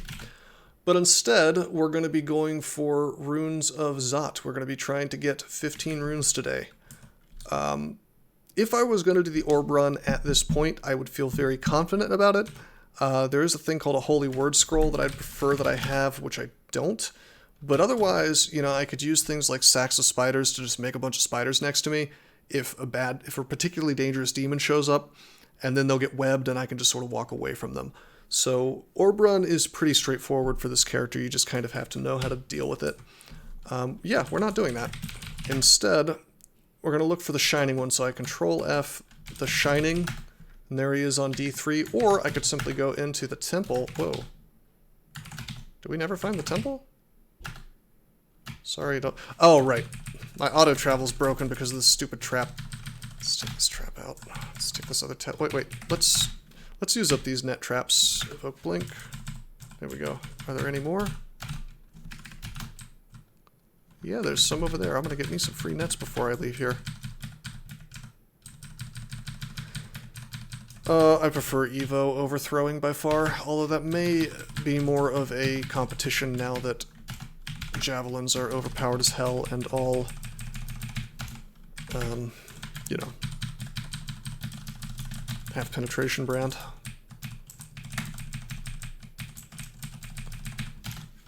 Okay, got teleported out. Those are permanent teleport traps, by the way, the dark purple ones rather than the pink ones. Okay, let's go to the temple. I don't think we even entered the temple before. I'm just Control G, T is the key press that I'm doing here. Oh wait, yeah, we went in here. There just wasn't a shining one. Altar. Okay, so this guy is probably your most straightforward, easiest option, easiest god for doing the extended part of the game. And the reason is because basically every time you kill an enemy, you get healed. As long as it's a demon, undead, or somehow evil. Like, I think like orc sorcerers, for example, are considered evil because they do evil spells. So we join this religion. Are you sure you want to abandon Trog? Yes. Very dangerous to abandon Trog. And now basically if I press Control O, a couple things are evident here. One, the shining one is bright yellow now, so he's my boy. Two, I've got Trog, who is dark red. That means he's very, very pissed at me. 3, because the shining one is good aligned, if I were to switch to Alivalon or Zin, I would actually get to keep some of my piety because they're both good gods too. But the shining one is the god of, you know, I'm pressing Shift 6 or the up caret to see this screen here. The shining one, if you read this description, he's basically the paladin god. He wants you to beat the shit out of the evil things, and he's very happy about that. So, we don't have any abilities yet, but we're going to gain piety super, super, super fast with him. Zen first. No, we won't be going Zen this game at all. Why is he so good? Well, like I said, if you look at this screen, from the very beginning, I guess it doesn't describe it on here. Curious. he gives you RN+++ for one thing, so that's just useful. But most importantly, he just heals you and gives you mana back every time you kill an undead or a demon. And also there is this ability he gets called Holy Flame, which can do enormous damage to every evil thing around you. Speaking of which, we're going to start training invocations, because that is, for most gods that have activated abilities, this is going to make them stronger. That's not the case for Trog, but for this guy it is. Divine Shield is pretty good too. Alright. And this is why I saved Crypt. And I think we'll go through Crypt real fast, and then we'll probably call it a night.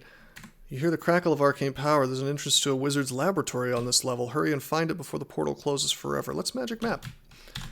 Okay, so Wiz Labs are interesting. Why not the Shining One every game? He's bad in the early game because there's not very many demons or undead, so he's very hard to get a lot of piety with. He's great for the late and extended game, but not so good for everything else. Okay, we're just going to kill this stuff. And our piety is already rocketing up, as you can see, because everything in here is undead. We're getting tons of piety. It says the Shining One accepts your kill.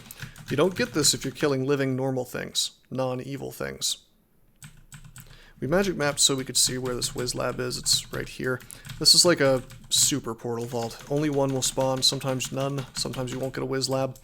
It's a very dangerous place that is themed. We're going to see if we can get a little more piety with our boy here. There's not really much to talk about in terms of enemies here, because you've already seen most of what's in the crypt. There is one enemy called the Cursed Skull. Alright, check it out. So Trog is pissed at us, right? He's still dark red on here. Trog's voice booms out, feel my wrath, you feel weakened. He actually took some of my strength away. And I'll get that back as I gain experience. I'm kind of collecting piety here instead of going into that Wiz Lab. We have some time. You know where it is, we can go right back to it if need be. Crypt has a lot of very easy little undead in it.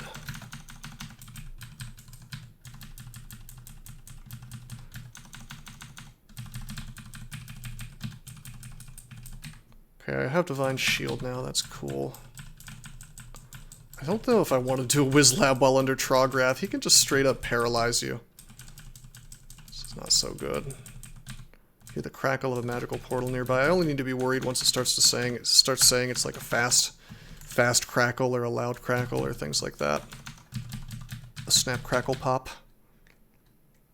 What is Divine Shield? Divine Shield is the most basic ability of the Shining One. All it does is give you more SH for a while, and it doesn't matter if you have a shield or not, it'll still increase it. And it gives you more SH based on your invocations. Cleansing Flame is, it's going to make a big blast of divine energy pretty much 2 tiles away from you, all around you. Does enormous damage to undead. Super, super good, considering you get healed every time you kill an undead thing or a demon. Does huge damage to demons too. That's why we're training our invocations so hard. Okay, let's see. Is the Wiz Lab going crazy yet? Probably. I should probably make my way over there now. The brisk crackle. Yeah, there we go. Let's see. And if this place sucks, if it's like too dangerous, if I feel like it's too dangerous, I'm going to rest and make the slow go away. Uh-oh, while resting for my slow to go away, my first big Trogwrath showed up. He sends raging things at me. Now, this is horribly dangerous. I'm slow from his other wrath. So ordinarily a character would get wrecked by this, but I'm very good in melee, so it's no big deal. Urgent crackle. Okay, let's go in. What is this? Oh, okay, this is the okay, you enter a wizard's laboratory. It can be different each time. And I guess I'm in the Tomb of Dorloki, I think. This is not bad for me. I hate the fact that I'm slow. Alright, so like I said, the Wiz Labs are different each time. This one has sort of little tombs in it where demons and undead will pop out. Quite good for the fact that I'm worshipping TSO. So we can run out. We could actually, if I had digging, I could dig my way through some of this stuff.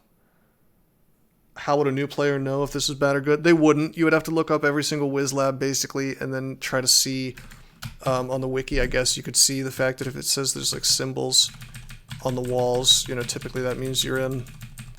If it has yellow symbols on the walls, you'd know that you're in the Tomb of Dor Loki, and then you have some idea of what's in here. This is actually a very dangerous one to be in typically, but at the point of the game that we're in, and the level of... yeah, the wiki is descriptive of these. But yeah, I mean, it's a matter of knowing what your character can handle and what they can't handle. Whiz labs are typically very difficult, so if you're not sure, what you could do is you could go in, and typically they will not stop you from, like, leaving immediately. There's a faint hissing noise. Oh no. These are going to open up slowly as time goes on, and eventually all of them will just fall apart, and I'll get pizzoned. I'd like to open up some of them myself, but I don't have digging. The air one's pretty fun. There's a loud grinding noise. Okay. I don't want to fight everything at once. Why are none of these open? I thought they opened one by one. Maybe they all open at once always. I guess you're supposed to run around. This is another casualty of Gamma Funk's dumb... Oh, God. Yeah, you're supposed to run around digging them out is what you're supposed to do. But instead, you can't do that anymore because you typically don't have enough dig charges, so you just have to fight everything at once. It's lame. Alright, so we stupidly chilled out right here, and now we got tormented immediately by the Ice Fiend. This is a high-level demon. Symbol of torment and whatnot. Okay. Okay, I don't have Holy Word. What's your AC like? Really good? I'm gonna sack spiders real quick. Okay, this is way too dangerous. Super, super dangerous. Check it out. We're gonna blink away from this stuff. This is why you hoard your blink scrolls if you make a horrible mistake like this. I'm just leaving because there's a million things that could torment me there. Oh, this halo effect, by the way, is from TSO. It makes things more likely to hit each other. Alright, we're gonna haste. Just gonna walk to this little corner. We can't Trog's Hand anymore, unfortunately. So what I'm going to do is I'm going to evoke fog from my cloak. Could have used a scroll if need be. I am going to drink something called ambrosia, which is going to confuse me. Oh, right. I forgot to drink my mutation potions back in the end of Zot. I should have done that. Let's go ahead and do that now. Maybe I can get my AC back. Potions are less effective at restoring your health. Damn, that's annoying. I'm going to save the last two in case I get a really bad one. Alright, so ambrosia is going to confuse me, and for the entire time that I'm confused, I'm going to... yeah, no, I can't really summon angels effectively yet. Basically, this is going to heal me while I'm standing around. I'm confused too. I'm going to drink healing potions at the same time. Sadly, I have the mutation that makes me heal less from those, but it's okay. Drink again, and my confusion ends. JF Karen is asking me, are my invisibility potions useless now? Saves an inventory spot. Unfortunately, yes, they are. I cannot go invis while the halo is up. Thank you for reminding me. Invis is actually incredibly useful and extended if you're not worshipping TSO, because it stops you from getting tormented by certain enemies. Alright, so we just kill these things. I'm gonna take a step here. Check it out. I'm going to use Cleansing Flame. Wait a minute, that's 45% fail rate. I shouldn't be doing that. Shit. We are hasted. Let's swing. You have 3 AC, unfortunately. I am going to Acid Wand you. Okay, we'll swing and take that out. Acid Wand again. Swing. Okay, good. Okay. That was obnoxious, but we did it. Evoke Zerk. No, we didn't want a Berserk there. Trog is disappointed that you're a dirty reader now. Well, am I though? Because Trog, I haven't learned any spells and I don't intend to. Technically we could learn spells now, but Minotaurs are so bad at spells that there's really no reason to do so. I mean, we could technically get butterflies, I guess. I'm thinking about reading. Ah, I see, okay. Alright, this is a Nekazek. They can malmutate you. They can also drain your int. I don't want to get malmutated, so I'm going to paralyze him. This is a Blizzard Demon. They just basically do cold damage and Lightning Bolt and Airstrike. Not too dangerous at this point if you have the right resistances. Oh, that's another Nekazek. Paralyze him. Oh, I should have paralyzed him. I didn't. I resisted the mutation though, because I am resistant to further mutation to some degree.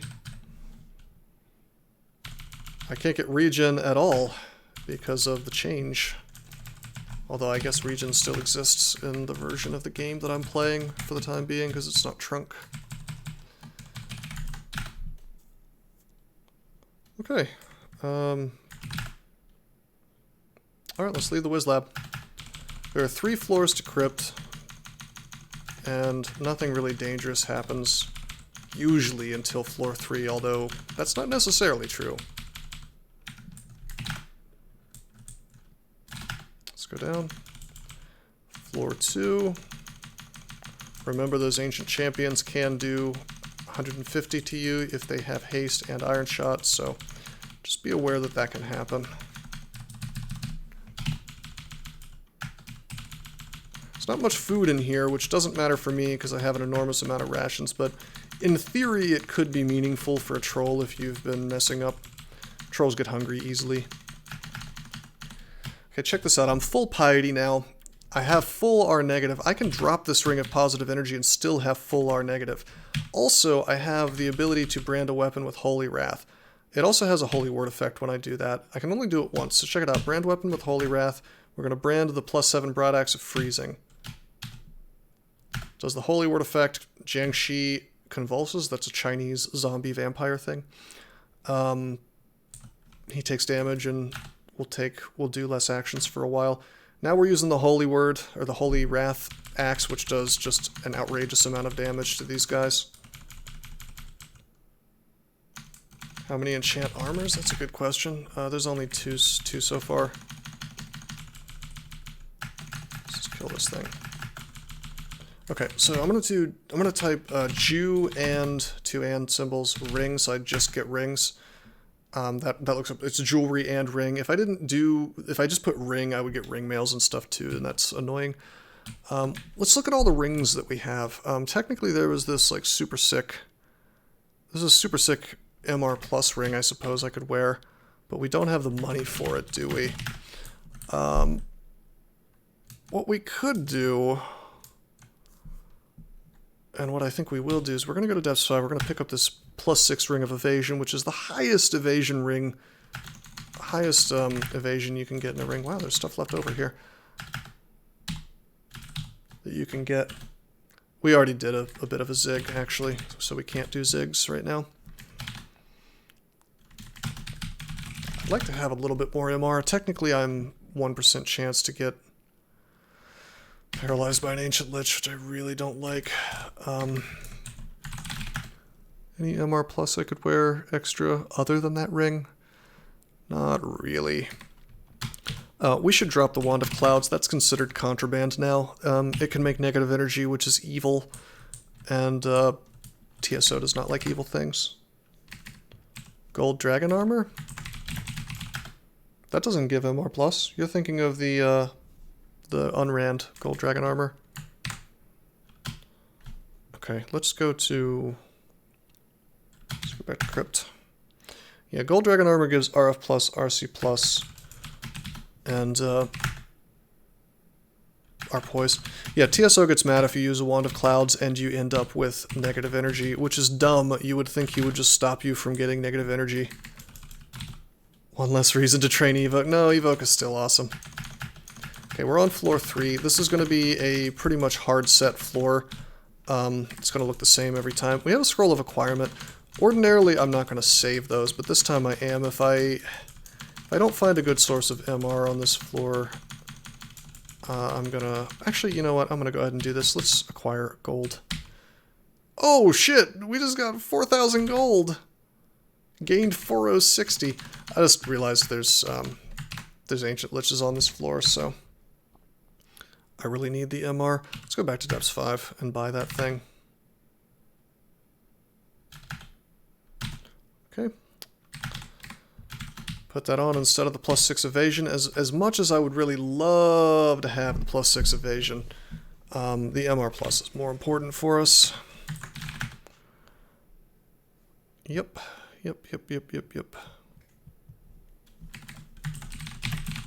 Yeah, Horn of Geryon is unusable with TSO. That's another thing I was going to explain later during the extended session. What is Slay? Slay is the same as the bonus, like the +9 I have on my axe. It does anywhere from 1 to 9 extra damage every time I attack, or maybe, I guess, 0 to 9. But then you simply add to that the more Slay you have. We have an insane amount of Slay right now. If I look up plus Slay, or rather Slay plus, I have 2 from the hat, 5 from the gauntlets, 5 from the amulet, and another 5 from this ring. This is an insane amount. So that's 15, 16, 17. And then plus 9 from my weapon is effectively 26 extra Slay. It's insane. Slay is cumulative for sure. So, actually, yeah, I think it's cumulative. I think it's all one roll. I could be wrong about that, but I think it's all one roll. Yep, we have a lot of Slay. We kill things fast. Yeah, I think Slay 2 would be the same as Slay 4. So anyway, yeah, this is the spooky forest version of Crypt 3. And certain things are always going to be the same here. Like right here, there's always going to be a cursed skull. This is a very dangerous enemy. It's fast, it can take half your hit points with Symbol of Torment, and it can summon undead on you. So what you want to do is you probably want to use Fog while it gets close. You could use a Lignification potion to become totally immune. Like, check this out. Look at my defenses. 31 AC, 23 EV. I use the potion of Lignification. I become a tree. My EV drops to almost nothing, but I get a lot of AC. All of this crap melded into my body, so I get no benefit from all of these pieces of armor here. However, I am totally immune to Torment, and I'm so defensive that the stuff that he can summon can't do much to me. Eventually he comes out in front, and I just beat the hell out of him and he dies. I'm going to do the same thing again here. I am going to... Oh, I was going to evoke Fog, but I can't because my cloak is melded. Can't be a tree at the same time as having a cloak, apparently. Right, there we go. Very, very holy tree. It's true. Okay, let's drink a flight potion. I go past here. I found another ring of evasion, which I don't... It's actually cursed. I don't really care about it anyway, so we'll drop that. We'll wear the Pro Magic again. Remember, we want to be totally immune to what the Ancient Liches can do to us. Back behind here, there's going to be spiders. And a little loot pile. Enchant armor. I find a few more of those and it's going to suddenly be valuable to me to maybe switch armors. I mean, we have gold dragon scales, it's tempting. Maybe just crystal plate. Did I just get a trove? Did I? I don't think so. Nope. Nope, I did not get a trove. Whoa, hello. Alright, this is a Greater Mummy. One of the most dangerous things in Extended. Oh, did I get a trove this game? No, I didn't get one yet. I guess this would be the last place where one could show up, actually. So maybe we'll explain those in a future game. So Greater Mummies can torment you regardless of what spellbook they have, and they hit for 35 damage, which is okay. They also have an enormous amount of hit points, 195. So essentially they're just a big beefcake that can summon enemies on top of you and take half your hit points. We are going to smash right through him with our holy weapon, though, and if I feel like I'm having trouble at all, I just use Cleansing Flame. I freaking fail this time, but then I do it again and he dies. Scorched Pewter Ring, that's an artifact.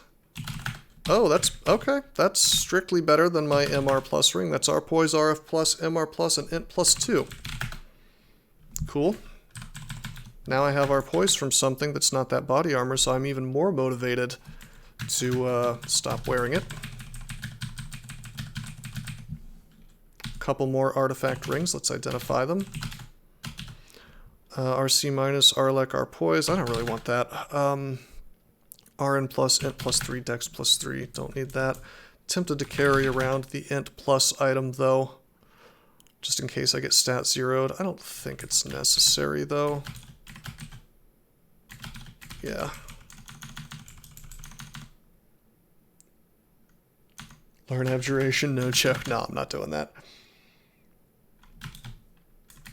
No, that's not true at all, Anani Badger. The R negative makes you resistant to the Torment health halving thing. Like, instead of taking half damage, you'll take maybe like 35%. But I would probably just go ahead and assume that you're going to take half your hit points even if you have 3 pips of R negative. There are ways to become immune to the Symbol of Torment. Lignification is one of them. Becoming a Lich via Lich form is one of them. That's a high-level necromancy and transmutation spell. But in general, you're going to play and not be immune to Torment. Well, the purpose of R negative is it's nice to reduce the Torment chance, and it also reduces damage from other negative energy sources, such as Bolt of Draining. And becoming immune to draining itself, where you lose skills, is quite nice. Trog is still very, very mad at me.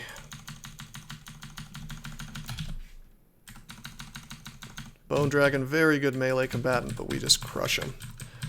This is an annoying... Oh my god, I can't... Gamma Funk, when he reduced the number of dig wands, did not bother to look through all the vaults in the game that require you to have a dig wand.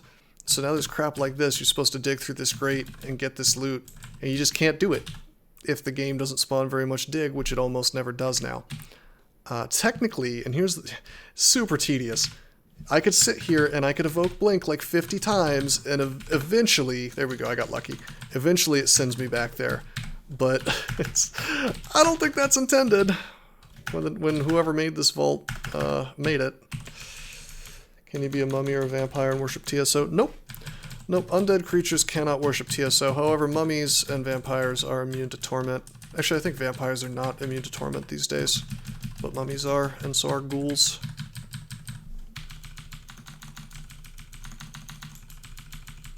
Okay, there's one more of those little things here.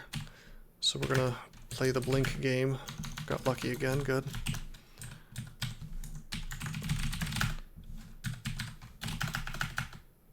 On their bloodless form. No, that's old. There's no... Well... Oh, no, yeah. Sorry, you're right. With 2-state vampires, if you are bloodless, you are immune to torment. Okay. Oh, you could evoke Fog twice and then evoke Blink. Well, most people don't have the luxury of evoking Fog, so I don't even... I don't know if I would consider that, but yeah, you're right, I could. Alrighty, so we have 4 enchant armor scrolls. Body armor. Yeah, I'll think a little more about my equipment next time. I think it might be good for us to switch to Crystal Plate at this point, but probably not. But look at these resistances, it's insane. 2 pips of fire, 2 pips of cold, all this good stuff. Gold Dragon Scale. Yeah, we could end up with RF+++ and RC+++. Pretty crazy levels of resistance at that point. But let me show you how bad our defenses are going to be in Gold Dragon Scale. It's going to be way heavier armor, right? So that's good. That's a good thing. Okay, so 31 AC, 23 EV. We go to 33 AC, so we only gain 2 points of AC. 4 more, I guess, because we're going to enchant it. But look how much EV we lose. We go to 13 EV from 23 EV. That's a lot of EV, man. That's a ton.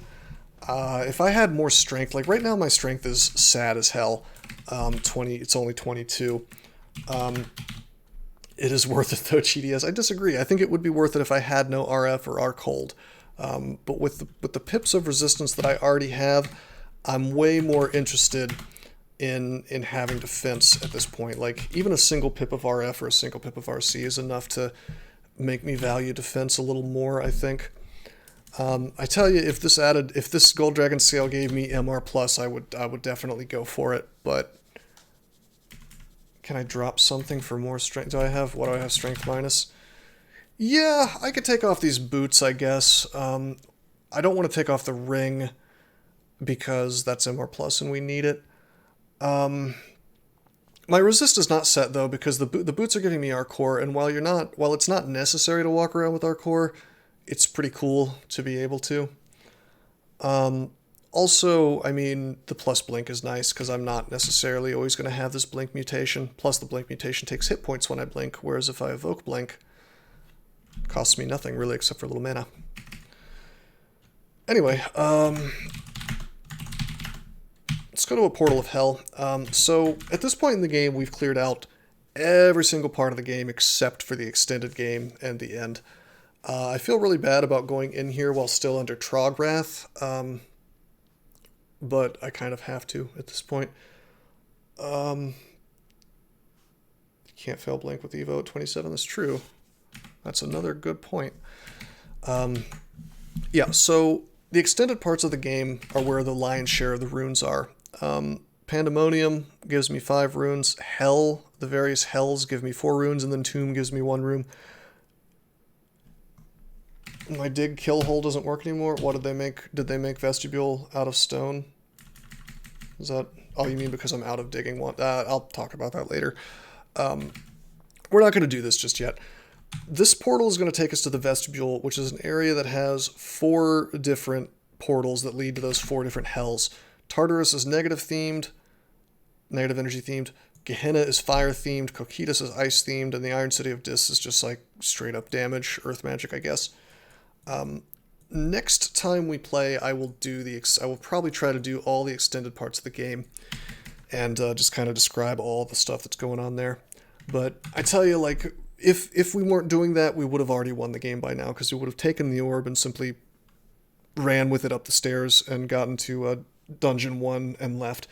And so extended is really just kind of for bragging rights, I guess, or for fun. And once you've done it a couple times, you'll probably be bored with it like I am.